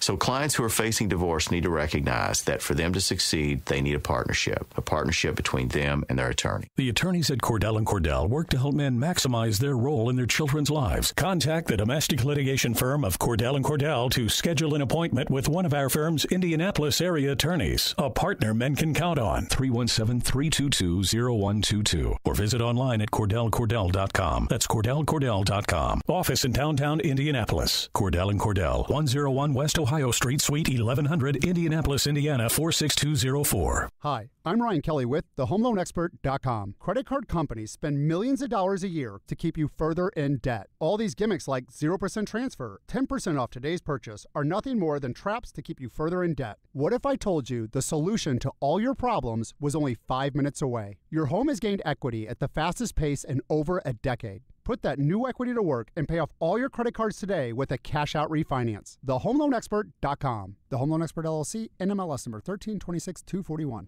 I've been a sales rep my entire career at Geico and never changing. Andrea from McCordsville. Total stability. I never am worried about anything. I love my job. I get to laugh. You know, I do what I'm supposed to do, and I get to go home every night to my family. I absolutely love my supervisor and our managers. The coaching is great. When I got my 5-year award last week, I was like, I can't wait to be sitting here 10, 15, 20 years from now, but still selling. Visit geico.job/Indy to apply. Comfort food is here at White Castle, a 99-cent Sloppy Joe slider. It's my slept past the alarm, was late for an interview, spilled coffee on everything, split my pants, broke my heel on the way to a concert that was actually yesterday, not today. Slider. The White Castle Sloppy Joe slider, topped with smoked cheddar cheese. The ultimate winter comfort food. Only 99 cents for limited time. White Castle. Now that's a bold move. While supplies last. Tax not included. Cheese is pasteurized process at participating castles. An unreliable network can cost you money.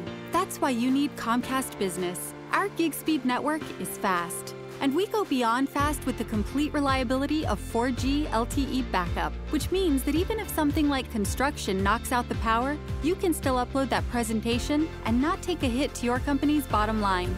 For a limited time, switch to Comcast Business and get an amazing deal on fast, reliable internet.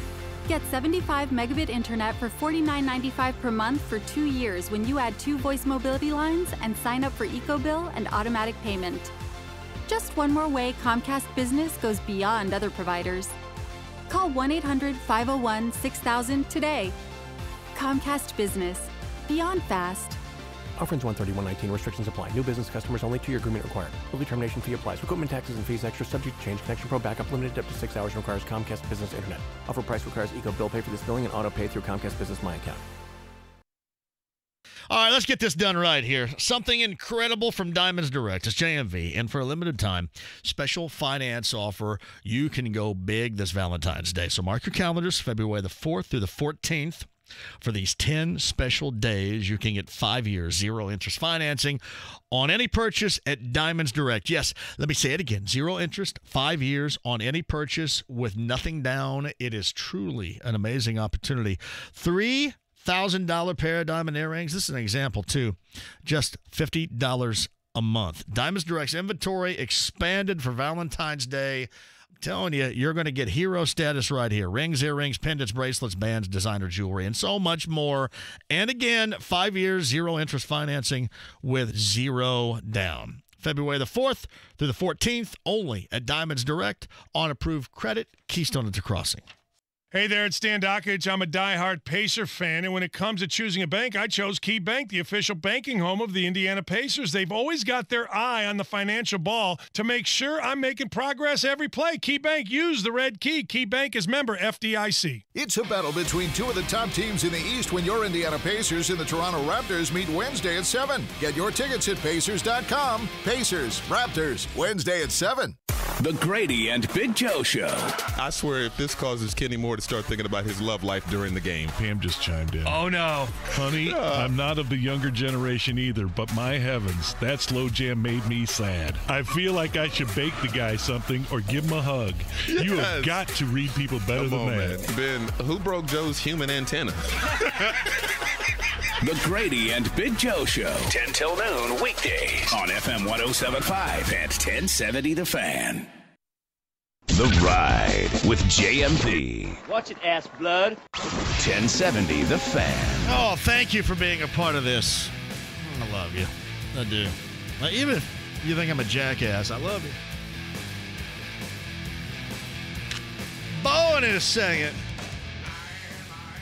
Anything goes, top of the hour, right? We're on YouTube right now. The 1070 The Fan channel. Watch. Take one of these calls real quick before we get to Kevin. Which one? Which one's good? Which one's the best here? Not that you guys are all great, I'm sure. Tony wants to talk about your three-point shooting. All right, Tony, what about my three-point shooting? Hey, John. I just want to say big fan, love the show. Thank you, Tony. That's great. Thank you. About 2006, this is going back, I was on my way home from work, and you and Mark were doing a remote at Paul Harvey Ford where people could, hit a three-pointer, and we won something. But anyway, there was about a 25-mile-an-hour wind, and it was at Janky Portugal, and you were behind pro three-point line, draining them. Hell to the yes. Stop. I pulled in the parking lot and watched you for about 10 minutes, and it was unbelievable. So no one can ever deny your three-point skills. It was. Can you believe that I was so lightly recruited coming out of high school? I don't know, man, but I'm telling you what, you can shoot the lights out. I was so impressed. My brother. Where was this again? I was at some Ford place? On 38th Street, Paul Harvey Ford. It's not there anymore, but it was just it was pretty incredible, man. I just wanted to throw that out there. Tony, thank you, my man. That's awesome. Did you guys hear that? NBA 3. What do you say, 06? I probably felt better in 06 than I do right now. But, yeah. That's true. That's true. Hey, we'll have to ask him this if you guys are on hold. Old Soul wants to know this. And just because he can hear us right now, he's already on the Andy Moore Automotive Group hotline, yet he's in a holding pattern, on hold. Old Soul writes this. Why is KB so hooked on players turning 30? I love KB, but 30 isn't terrible. Avoiding injury, you can get 3 to 5 years out of a 30-year-old player if they fit. I don't know about the whole 5. That's a little long there at the end. I mean, like Frank Gore's 35 right now. I don't know if I'd do that. It's just funny because, you know, in real life, people are like, oh, yeah, 30, Tony, you're turning 30, you're young, man. And then you turn on the game, and the guy's like, man, he's in the downside of his career. He's 30. he's just old. You could tell. I'm like, damn. And Brett got this right, too. What have I always told you guys out there regarding shooting? 3's better than 2. I mean, all you analytics nerds out there certainly can understand that, right? I mean, you Rose Holman grads with your slide rules and your Texas Instrument calculators, 3's better than 2. Remember that. Yeah, you settle for your little bank shot from 5 feet. 3's better than 2. Hey, by the way, somebody also emailed me. Otto Porter, Tony, we have decided that there's no pro in Otto Porter. No. There's just con. Why is there con? 25 years old. I'm okay with that, but $26 million this year, 27 and 28 over the next 2. That's more than Victor's making. 13 points a night is not worth paying a guy in 2 years at $28 million. You can't start him, at least not this year. Maybe if you don't bring back Bojan and Thad next year, maybe. But still, you don't want Otto Porter being your highest paid player. 40% from the three-point line. As of right now, I don't think he fits. Even if it meant giving up, DC or, getting rid of TJ Leaf, it's still not going to be worth it. So I would say a definite no-go on Otto Porter, even though the Wizards mentioned today they put him on the trading block. There is your Otto Porter knowledge right there. We gave you the Mike Conley Jr. look a little bit earlier, too. Thank you, Tony. If you're on hold, I'll get back to you. Remember, anything goes coming up at 6 on the Andy Moore Automotive Group hotline, 1070thefan.com, Ryder and more, Kevin Bowen. So why is it your belief firmly that anybody over the age of 30 belongs in the nursing home? Why is that? I don't know if I've echoed those exact words, John. I would say there are definitely certain position groups that I feel that way about, mainly skill group.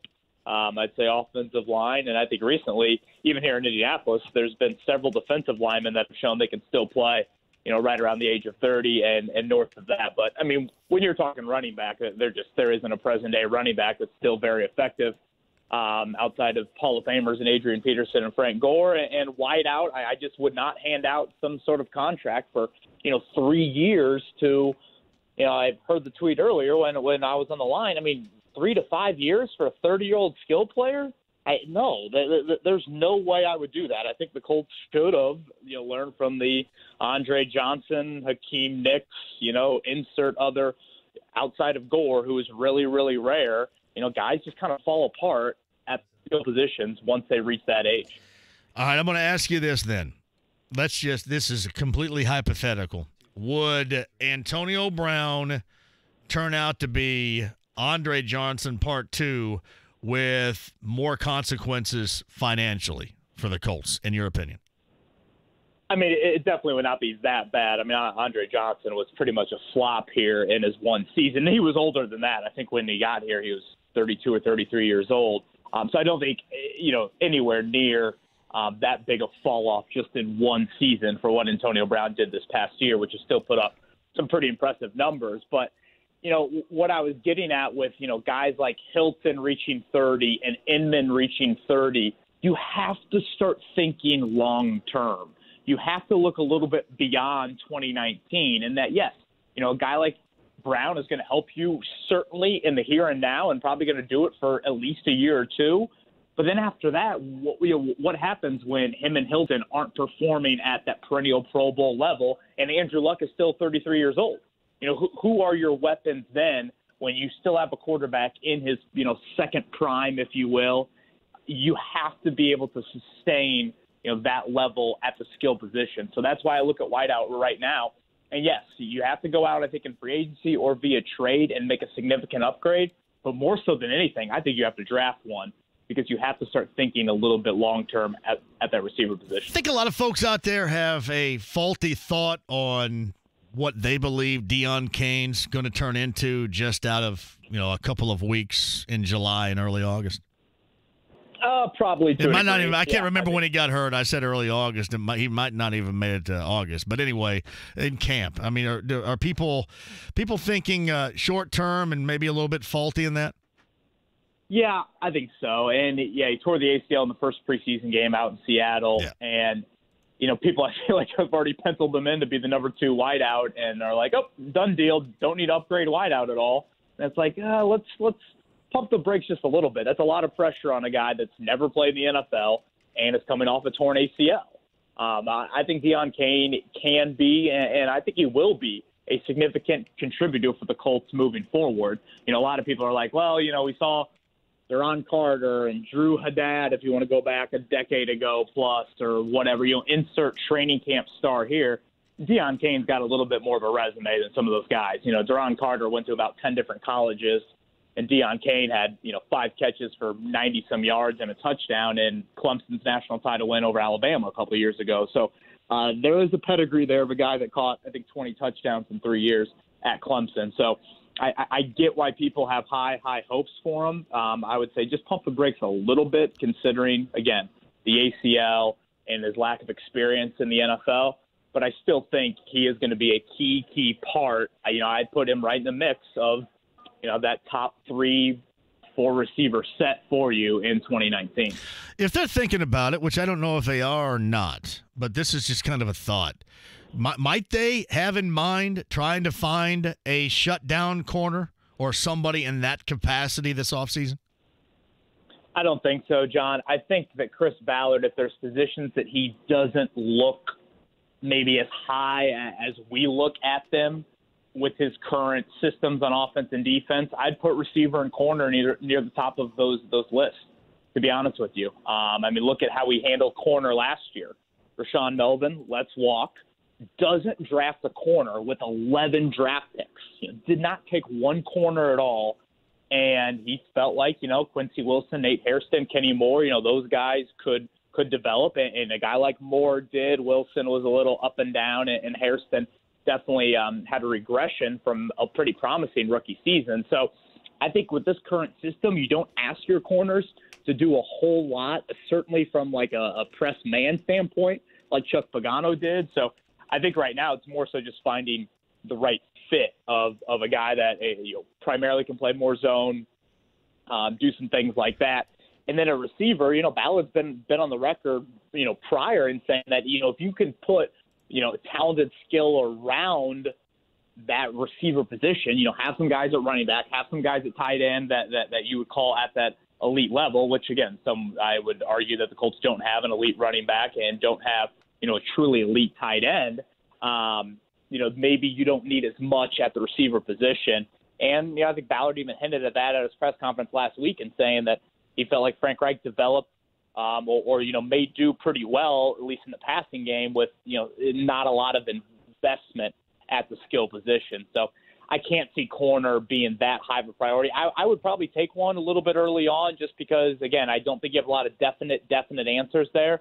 But I'm not sure if Ballard views it in the same light. Yeah. Kevin Bowen, 1070thefan.com is on the Andy Moore Automotive Group hotline. It's way early. We've yet to have the combine, but I don't know if you saw Daniel Jeremiah's list. It kind of surprised me of those maybe in the top 30 draft-wise, at least to this point, according to him, because there were a ton of edge rushers in the mix there. Tons, and just tons of defensive players. If you look at some of these mock drafts, and like you said, it is early. I'm seeing mock drafts that have like 25 defensive players, 27 defensive players going in round 1, which I just cannot imagine that happening. But, it definitely seems to be the case here early in 2019 that it is a heavy defensive draft, and especially heavy on the defensive line. So I guess that's something that you have to weigh potentially for Chris Ballard there at pick 26. Do you take one of the, several edge rushers or defensive linemen in general that are still there? Or do you potentially get maybe the top receiver or the second receiver on the board that, might not have that top 20 grade, but is going to be there at 26? So right now it seems like the strength of this draft definitely resides on the defensive side of the ball, whereas, there's not a definite run on quarterbacks, 4 or 5 in the top 10 or 5 in the first round like we saw last year. Seems like tight end is a little bit deeper as well. But again, that's not obviously a pressing need for the Colts here in 2019. Kevin, what are the percentage, according to you, sitting here right now, about the Colts trading for a contractually obligated player from another team utilizing a draft pick or two? What do you think the numbers are there? I mean, using a draft pick or two of substance, I would say 15 to 20%. That might even be a little high. I mean, I know you have some draft capital there to work with. You probably will get a compensatory pick for Dante Moncrief, probably right around the 4th round. So that would give you 6 picks in the first 4 rounds. So that it gives you a lot of, kind of wheeling and dealing ability there from a resource standpoint. But I just think Chris Ballard views it as you need to stack another draft together. 2017 draft had some hits, had some misses. 2018, pretty much all hits, and a lot of them, huge hits. Now in 2019, I think you have to, follow it up very similar to 2018, and then you feel really good about where your foundation is set. 1070thefan.com is Kevin Bowen. Final thing, I do want to lob a question at you regarding the Pacers. What do you think the percentage is that they make a trade deadline maneuver? I don't imagine anything of significance now. If they have a little tailspin here to end the month, maybe even early February, and they don't beat, some of these, better teams that are still on their schedule here coming up soon, then maybe that's a little bit more of a panic button for Kevin Pritchard. But I think he loves this flexibility next summer. And if you were to make that significant deal, whether that's, Mike Conley or insert player on the trade block here, that would, lose a lot of that flexibility. So I just can't see it happening here in the next couple of weeks. It's Kevin Bowen, 1070thefan.com. You going to the game tonight? Yes, I'm over here right now in the bowels of Bankers Life. If you hear people wrestling around, that's probably because it's coming from my end. Are you helping Kawhi Leonard with his load management right now? I am not helping Kawhi Leonard with any load management, but having said that, I would say that the Pacers definitely need a win over the Kawhi Leonard-less Raptors, because you go 0-3 against this team with all 3 games. Leonard was out for 2 of them, and the other game they were missing, I think, 3 starters. That's not good for your psyche heading into a team that you're likely to see if you make any sort of playoff run. The Raptors are 11-2 without Leonard, which is an amazing stat. That is.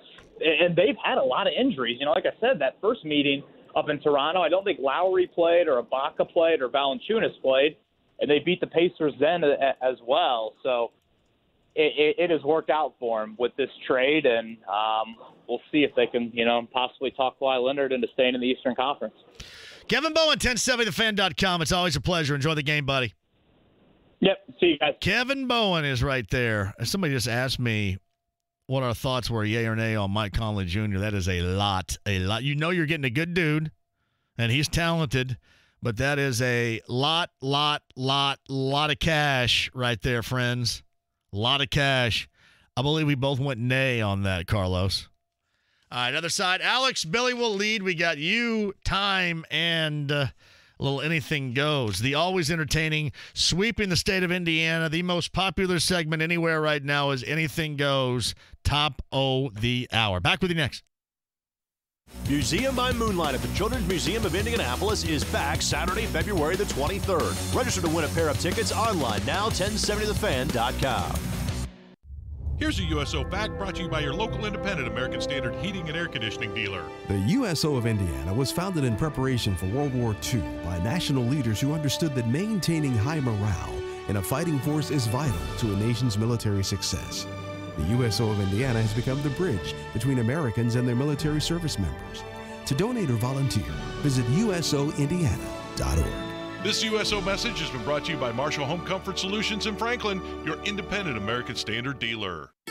Even the oldest water heaters are on call 24/7. Luckily, so are we.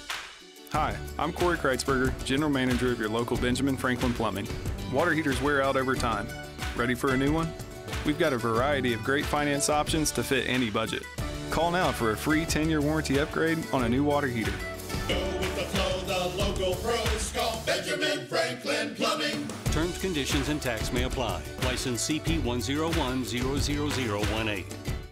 Don't make a decision on your jewelry purchase until you've shopped with Diamonds Direct, because the level of service and the quality that you receive is second to none. I can say this confidently because I used to work down the street. Meet Diamonds Direct's Michael Clavina, who used to work at an ordinary jewelry retailer. What I can offer my customers now is night and day. And it's not just price and selection that's better, it's the whole experience. When the salesperson at the other store is working with 2 to 3 people at a time, it gives less of a personalized visit.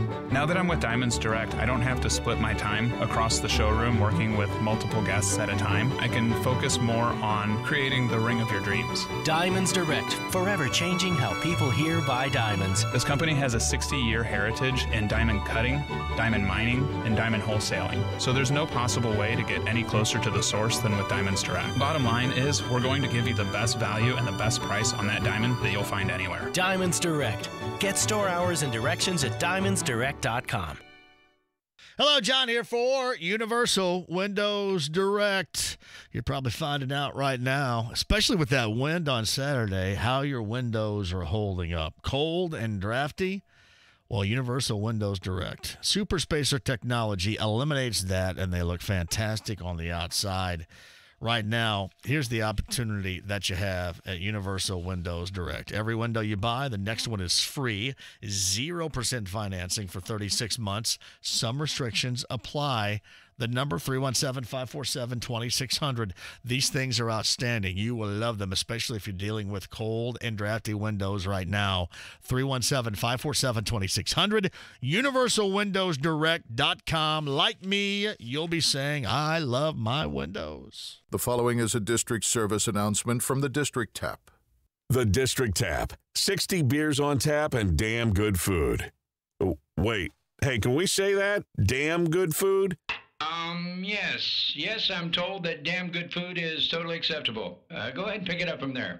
60 beers on tap and damn good food. And don't get me started on the sports you can catch at the tap. Over 60 screens with as much NFL and collegiate football action than you can handle. Weeknight matchups? Yes, we have weeknight games. Weekend games? You better f***ing believe we have all of those. Have your heart set on an epic tailgate bash with all your friends? Reserve one of the District's 3 event rooms and make that happen. Game on at the District Tap. How's that? Fantastic. The District Tap. 60 beers on tap and damn good food. 82nd Street, just east of Keystone at the Crossing. Online at thedistrictindy.com. Hey guys, good news. The outrageously expensive Little Blue Pill is now generic, which means you can get the prescription medication to treat ED at affordable prices. And Hims makes it extra affordable.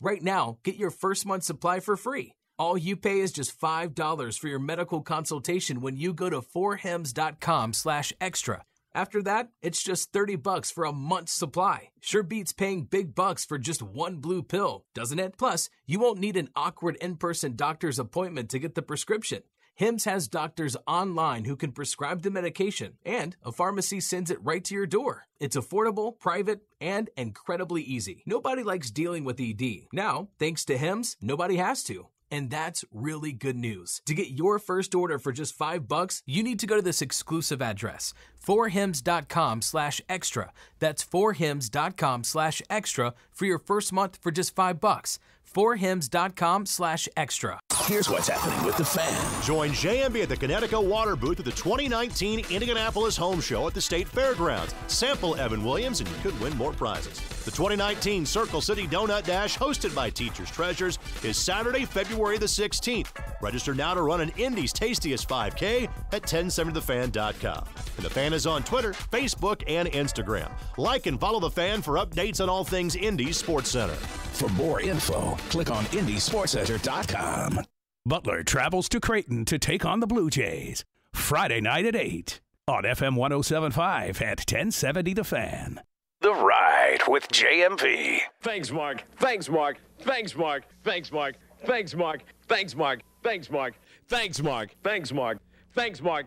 Thanks, Mark. Thanks, Mark. Thank you, Tony. On FM 107.5 at 1070 The Fan. I'm John. Thank you.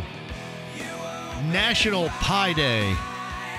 As I mentioned on Drop Off Line Sports earlier, National Pie Day means, especially if you're on the south side, Rise and Roll Bakery, 135 Greenwood. Chocolate pie. Chocolate cream pie. Tony, thank me later for it. Yesterday was National Rise Pie and Day. Roll. Oh, was it? I thought it was today. Maybe it's today, yeah. Rise and Roll Bakery. What do you want to bet? You want to bet a pie on Indiana State? We'll do it tonight? I'll take Indiana. You got to go to Rise and Roll and get it, though. Rise and Roll Bakery. Where's that at? It's 135 and County Line. What if I just give you the money to go get it? Because I don't go south of better. Lucas That's Oil better. City. The chocolate cream pie. Spectacular. Spectacular. It's a good place. Little Amish bakery going right there. Rise and Roll. You guys know what I'm talking about in Greenwood? They have donuts. Best donuts down there. The best. All right. Indiana State wins. Well, I still have to buy. I'll get the chocolate. Yeah, either way. I get the chocolate pie. We kind of both win here. Hey, the donut. There's a donut. They have a donut that's chocolate with peanut butter filling. Holy crap.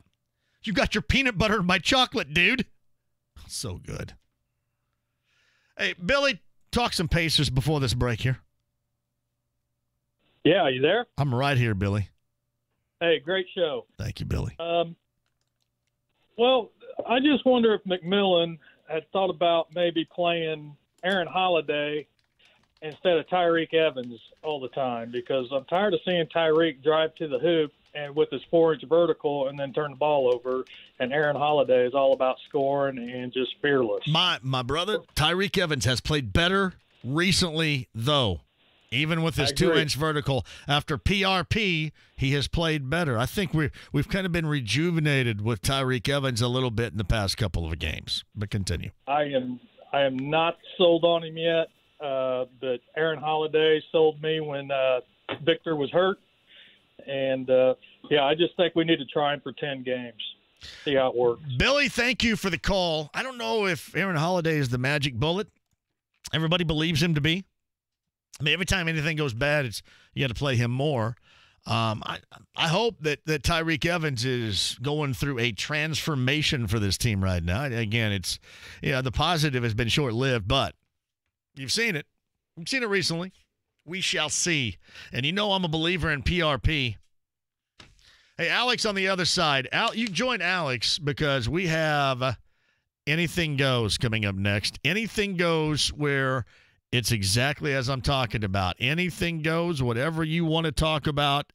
Anything goes, beginning with Alex and more at 239-1070 next.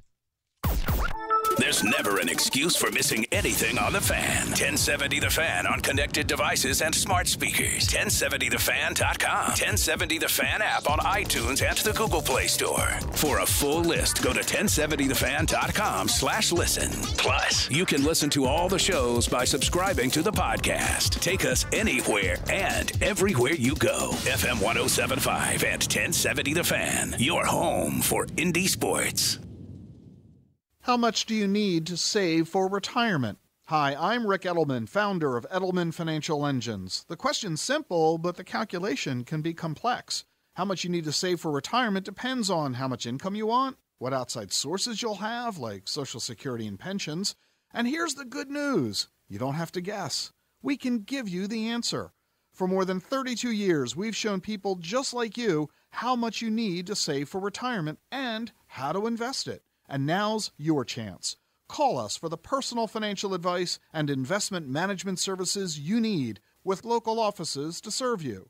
At Edelman Financial Engines, we're happy to help you whether you have a little to invest or a lot or anything in between.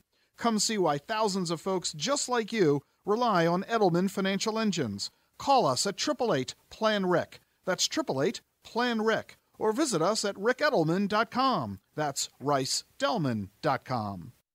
Hello, I'm Joe Cordell of the domestic litigation firm Cordell & Cordell. Here are a few quick divorce tips that we provide our clients. Number 1, don't move out of your house just because your wife tells you to. Remember, that's your house too. And number 2, don't blow through the financial statements that you file with the court. These are key exhibits, and they often make or break your case. And number 3, watch the social networking. Expect your wife's lawyer to do a thorough online search. And incidentally, this is a two-way street. Now, a bonus tip. Partner with your attorney in assembling evidence. You're one of the 2 leading experts on your life and marriage. Your attorney needs your input to achieve your goals. And finally, talk to your attorney before taking action. Good luck. Contact Cordell & Cordell to schedule an appointment with one of our firm's Indianapolis area attorneys, a partner men can count on. Visit online at CordellCordell.com. Office in downtown Indianapolis, 101 West Ohio Street, Suite 1100, Indianapolis, Indiana, 46204. Andy Moore, Toyota in Avon, 5 miles west of 465 on US 36. AndyMooreToyota.com, where they are dealing right now. Talk to Jeremy Wilson about it. The Sienna minivan, the Corolla, the Camry, 4Runner, RAV4, Highlander, whatever you're looking for, they're going to have great deals too. Talk to Jeremy. Say hello to Chris. Say hello to the other Chris. Say hello to Moose. My man's 7 feet tall. You won't notice him there. I think he's the only guy that works at any dealership around here that can dunk. Awesome. And Diana and Andrew. Just a great staff and people that have you first in mind. It's exactly what you're looking for. That's why they're the best. Again, AndyMooreToyota.com, or tell him I sent you. 5 miles west of 465 on US 36. Ever wonder why certain jewelers try to convince you not to buy a world-class designer ring? The reason that they are steering you away from designer rings is simply because they can't get them. That's Michael Clavina, who used to work at an ordinary jewelry retailer. They didn't have the ability to carry these lines, so they steer you away from it to steer you more towards their generic run-of-the-mill styles. The quality is a world of difference when you look closely at them. With mass production of pieces like the store that I used to work for, they don't have the quality control that these designers do. But at Diamonds Direct, you can choose from over 4,000 rings from all the top designers like Tacori, Verragio, Simon G, Henry Dossi. Handcrafted rings on every woman's wish list. When you combine the quality of the designers that we carry here at Diamonds Direct and our ability to offer pricing that is just unbeatable, it builds a piece for her that is unique to her and special in every way. Diamonds Direct. Get store hours and directions at diamondsdirect.com. Hi, I'm Ryan Kelly with thehomeloanexpert.com. It's no secret that salaries have not kept up with the cost of living. You probably had to use the credit cards more than you thought last year. Now the statements are coming in the mail and the minimums are more than a car payment. Your home has gained equity at the fastest pace in over a decade. Put that new equity to work for you and pay off all your credit cards with a cash-out refinance today. The 5-minute loan approval only available at thehomeloanexpert.com. The Home Loan Expert LLC, NMLS number 1326241. This is Indy Sports Center. WFNI, WIBC, HD2. W298BV, W228CX, Indianapolis. The Pacers' homestand concludes against the Toronto Raptors this evening at 6:30 on FM 107.5 and 1070 The Fan. The Ride with JMV, FM 107.5 and 1070 The Fan. Hey, this is John from Boonville, and I've heard somebody say that the soft tropical air corrected your skin with a gentle kiss. And what the Hoosiers need is a soft tropical basketball to caress the net. It is 2 for Tuesday. I'm John. I'm hanging and banging. And here is Living Color with Cult of Personality. Wondering earlier, I heard on the show you talked about menopause. Good guy. Quality hands. Now I've been called crazy about what I'm thinking about, which is okay. The Ride with JMV, FM 107.5 and 1070 The Fan. My way, your way, anything goes, my God. What's that?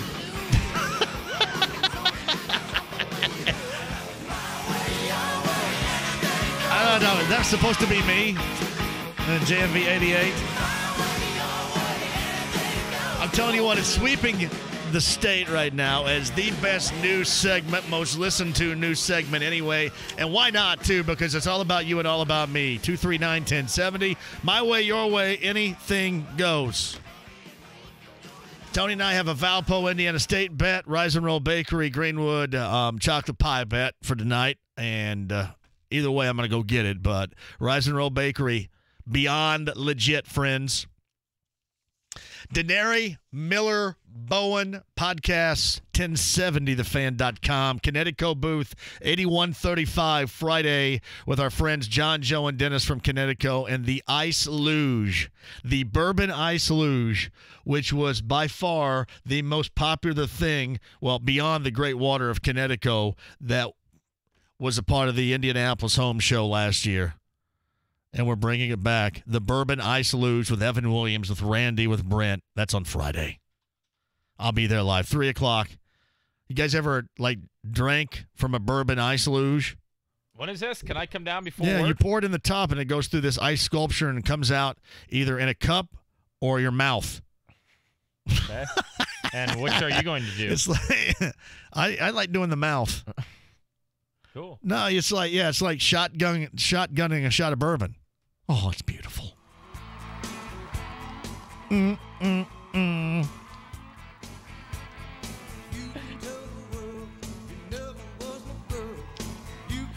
going to get a little Billy Ray Cyrus here. Because anything goes in this. That's what we're doing? Random. It is anything goes. 50 million views on this. This was my dad's hero in the 90s. Just go back and look at his photos. Billy Ray Cyrus. There was nobody at the time more popular than Billy Ray Cyrus when this song came out. Turn it up. Billy Ray Cyrus, Anything Goes, all request. Don't tell my heart, my achy breaking heart. Just don't think he'd understand. How many times did you get this requested when you were DJing? Oh, my God. Every hillbilly party I tried to turn into a fantastic event at Indiana State. Hey, can you play at Billy Ray Cyrus? Now, his daughters obviously are worth way more. Oh, at the time, this guy was huge at the time. Yeah. Huge. But Miley and Noah are way... It's Miley Who's for sure. Noah? Noah's his other daughter who has a song with Marshmello. No idea. My lady. Oh, enough of that crap. I always say this, making it big. My friend Clayton Anderson, our friend, has so much more talent than Billy Ray Cyrus. All it takes is that one moment. One moment. I mean, how else do you explain Florida-Georgia line, for goodness sake? Just one moment and turn it into something. And Clayton's got the talent. Like Corey Cox got the talent. Just that one moment where people grasp. And oftentimes, it's just some jack-around hit like that. Don't tell my heart. 239-1070. Anything goes. Alex, what's up? Hey, JMV, what's going on, man? Appreciate you taking my call. Good to hear from you. Go ahead. Hey, so I wanted to do two things. I wanted to agree with you that the Colts do need Tier 1 talent. I don't know if it's Antonio Brown or someone else. Mm-hmm. But the reason I say that is because if you look at Eric Ebron, he seems to be great at catching touchdowns. But if you need him to catch it on 3rd and 2, you might as well just forget about it. And T.Y. Hilton, if a defensive back gets his hands on him, he's pretty much worthless unless he can run his route. So you're looking for a big dude, big wide receiver-wise here. So what you're looking at?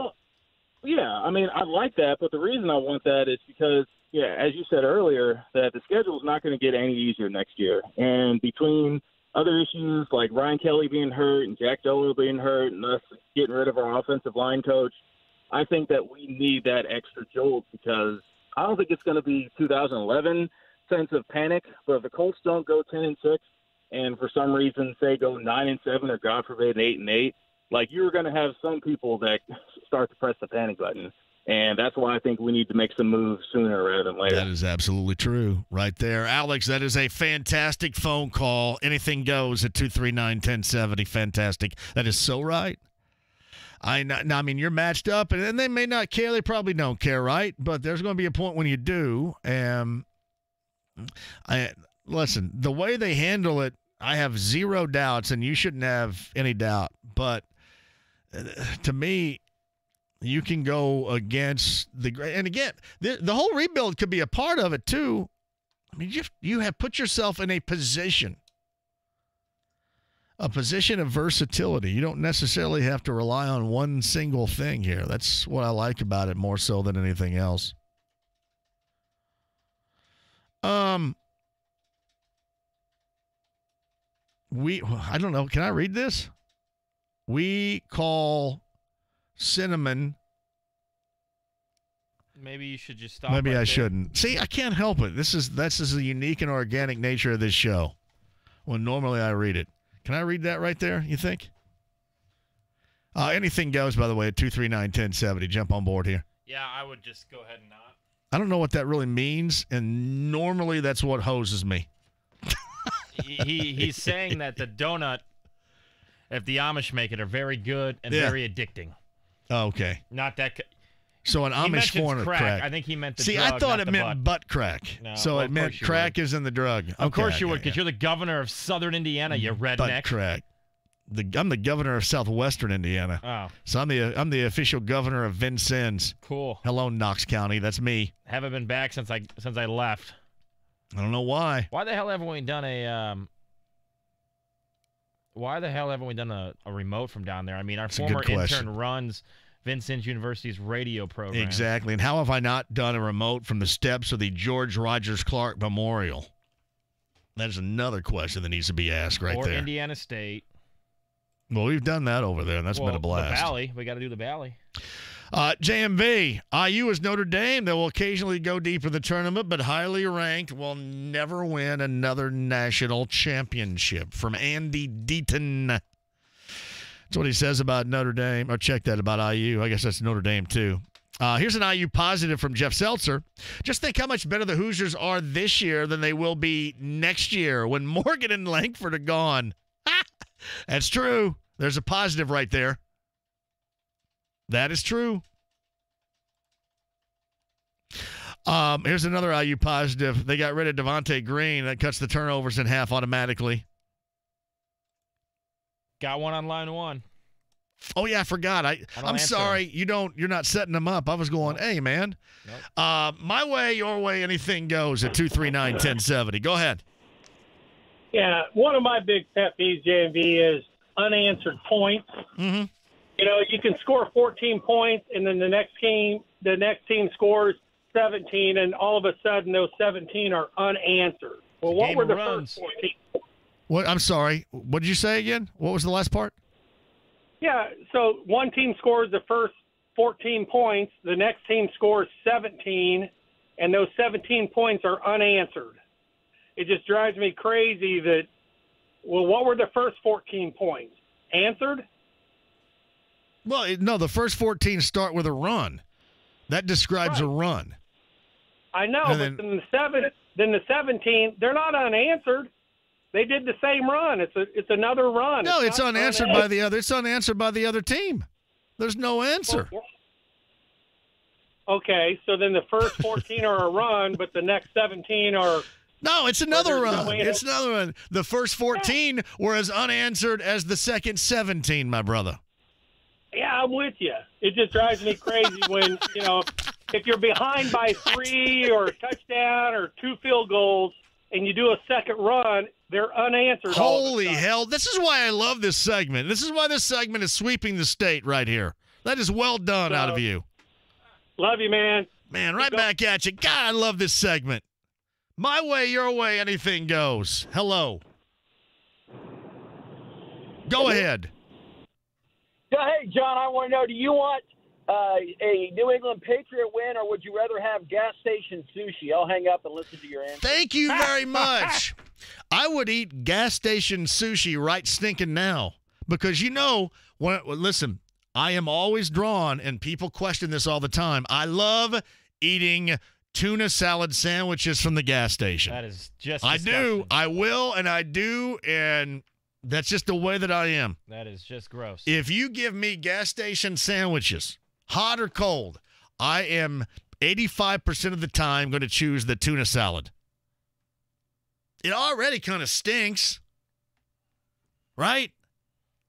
And I like the taste of tuna. See, don't take that any place, all right? I like Star-Kissed. I like chicken of the sea.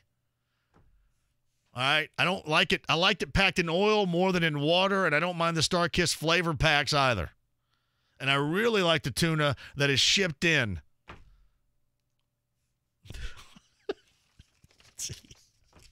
No, am I the only one that eats gas station tuna salad sandwiches? My way, your way, anything goes. Go ahead. Hey, I am calling. First of all, be on the get off my lawn segment there, but I also want to talk about the fact that actually JMV and I have a lot in common. We actually have a lot of different things. So I just want to talk about that. Okay, what do we have in common? You're talking to me right now, so go ahead. What do we have in common? Well, hey, how are you? Well, that's okay. With all, anything goes, I answer it without Tony answering it and setting it up. So anything, this is kind of what it is. But go ahead. Awesome. Yeah. Okay, so awesome. Well, first of all, a couple of years ago when you guys actually came on the air here, I had a guy go, "Man, you got to listen to me talk. He sounds just like you, not like sounding, but how you talk about things and." Especially Colts and IU and that type of thing. And then as I've listened over the years, I discovered that we actually both lived in the same subdivision in Greenwood at the same time. We actually moved out to Bargersville about the same time. I'm off of 575 there. So you lived in Woodgate? I did live in Woodgate. Holy crap. You know where I lived? I lived in the best porno name ever. I lived on I lived in Woodgate. I lived on Berrywood Drive. So you remember the Berrywood Drive. So remember when you put together your dog's name and your street name where you lived to make a porno name? I was Buddy Berrywood, which is by far the best porno name in the history of porno names. But go ahead. Or Cinnamon Duke, too. Cinnamon Duke would be a pretty good one, too. So now you live over by me now. I do. I live on 575, and it was in Michigan for 10 years. It is the worst state in the entire United States. It's a complete armpit, and I think it sucks, and I never, ever want to go back again. Absolutely. It's horrible. The only time I ever went to Michigan, the Lake Michigan, I was so cold, and it was 9 degrees outside, and I put my foot in it, and that was it. So listen, Michigan makes the region look like Barbados. Seriously. That's how bad it is. Well, I've never seen a place where it rains more than maybe London, England. It's awful. Even the summertime is not nice. You know, it's acid rain too, and I think what happens when it hits you on the face, it gives you acne, right? Is that what happens? Yeah, that's probably. Michigan. That's what I know Michigan to be, just one big acne breakout. And then I found out probably about 3 weeks ago, it was near the end of the year, that our birthdays are like 5 days apart. I'm December 15th. So there you go. Holy crap. There's a lot of connections right here. Do you ever see me mowing my lawn shirtless in the summertime? I have never had the privilege of seeing that image where I probably could not. It is a treat, brother. It is a treat. It's a treat. And you'll probably see it. But no. Hey, awesome. I'm glad you called, though. Yeah, Woodgate, and then out in Bargersville by Mallow Run. We both hate the state of Michigan and can describe it in vivid terms, and that's awesome. Awesome. Cats as well, so there you go.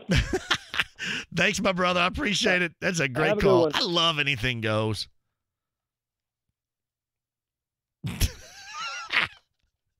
From Max Power, I absolutely love tuna.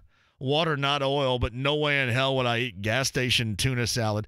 Listen, I'm not the only one in the stinking world that eats gas station tuna salad sandwich. I'm not. I'm not the only one, because if they would. If I was the only one, they're not leaving them all out there for me. They're at every one. Right? What do they call it? What is the brand name? Landshire? I know my gas station tuna salad sandwich's brand name's Landshire. They're not just making them for me. My man at Kaplinger's Fresh Catch, which is a great place. You need one of these. It's our smoked tuna salad sandwiches. You'll forget all about the gas station crap. That looks awesome. Now, I would have to take these 2 big stankety red onions off of it. If that's okay with you guys. I'm not a red onions. I never really understood why everybody put red onions on everything. Because, you can't you could brush your teeth for 3 hours and not get rid of that bad breath. But I'm all about it. Kaplinger's Fresh Catch. I'll be in there. My way, your way, anything goes. Hello. Hello. Go ahead. I just want to talk to John. John is right here, live, local, and late breaking, and ready to roll. What's up? Hey, John, how you doing? I'm great. I just wanted to agree with you. I love tuna sandwiches from the gas station. Hell to the yeah, right there. You guys are sick. Yes, it is. There's nothing wrong with it, is there? No, I also like tuna in oil better than tuna in water. You know what else I like from the gas? I'll eat some fresh fruit from the gas station too. By God, really? Yeah, but it's expensive. It is, man. I mean, you give me a banana, it's not bruised bad. I'm eating it. I'm right there with you.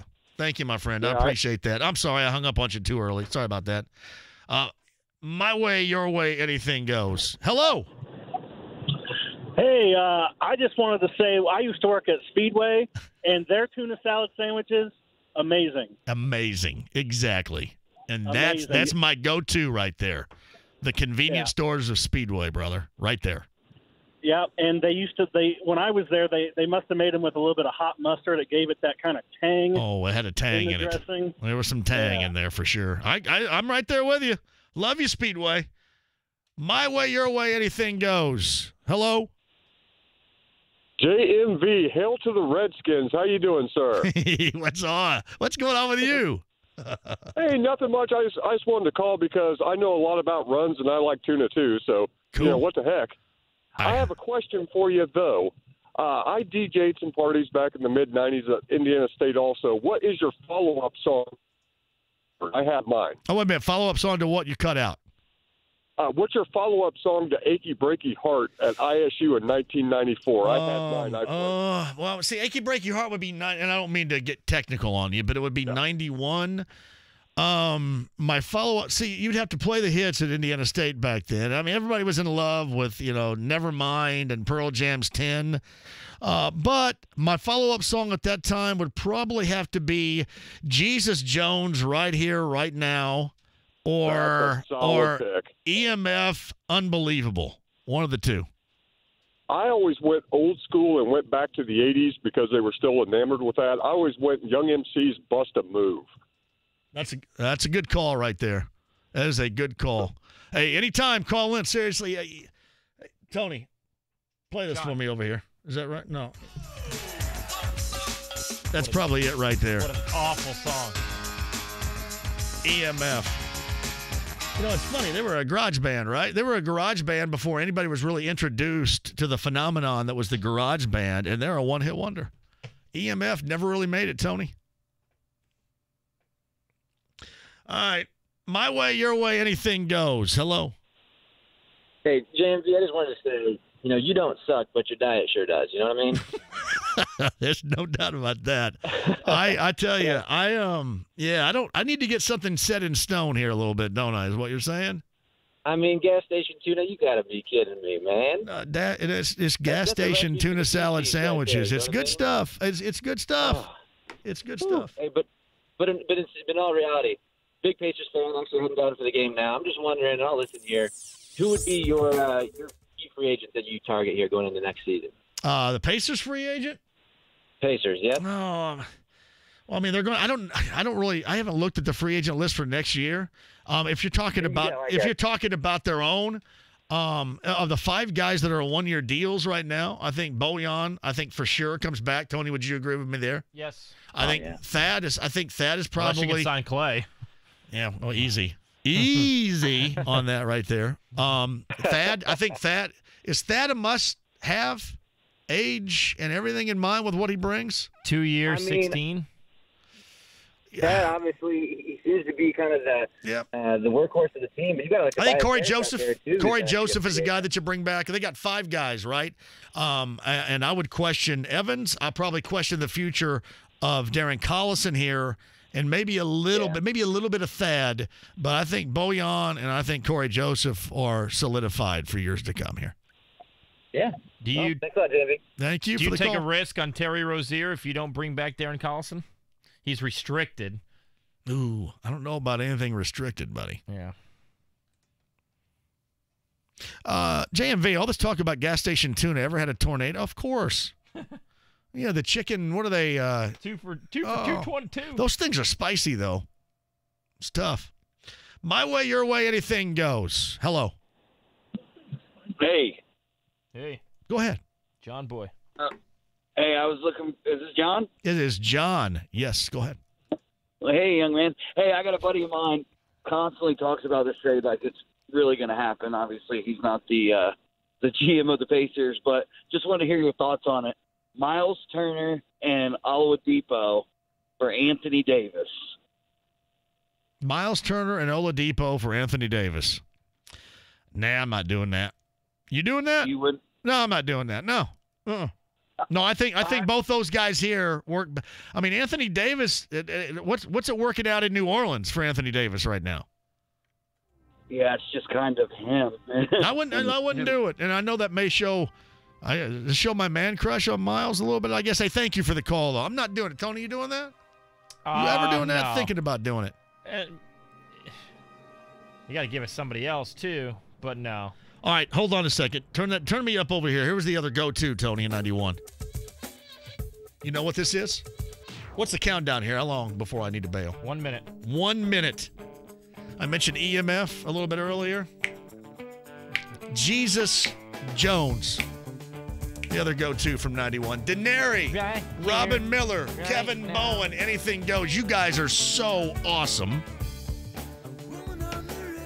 Raptors Pacers, we're going to talk about this upside down and all around coming up on tomorrow's show, too. I promise you that. Drop Offline Sports tomorrow morning, sometime between 8:30 and 10. I promise you that. I'll try to nail it down for you coming up tomorrow morning. I'm going to Working Man's tomorrow. Don't be jealous. Tony's going to Workman's Friend tomorrow. I'm going to give you a chance on Twitter to win Doobie Brothers and Santana tickets coming up here in just a minute. You guys have a great night. Enjoy Pacer Hoopage next. If a fire starts in your home, you have just 2 minutes to escape. That's why it's important to have working smoke alarms. Develop an escape plan and practice monthly. Visit redcross.org to learn more. Honey, is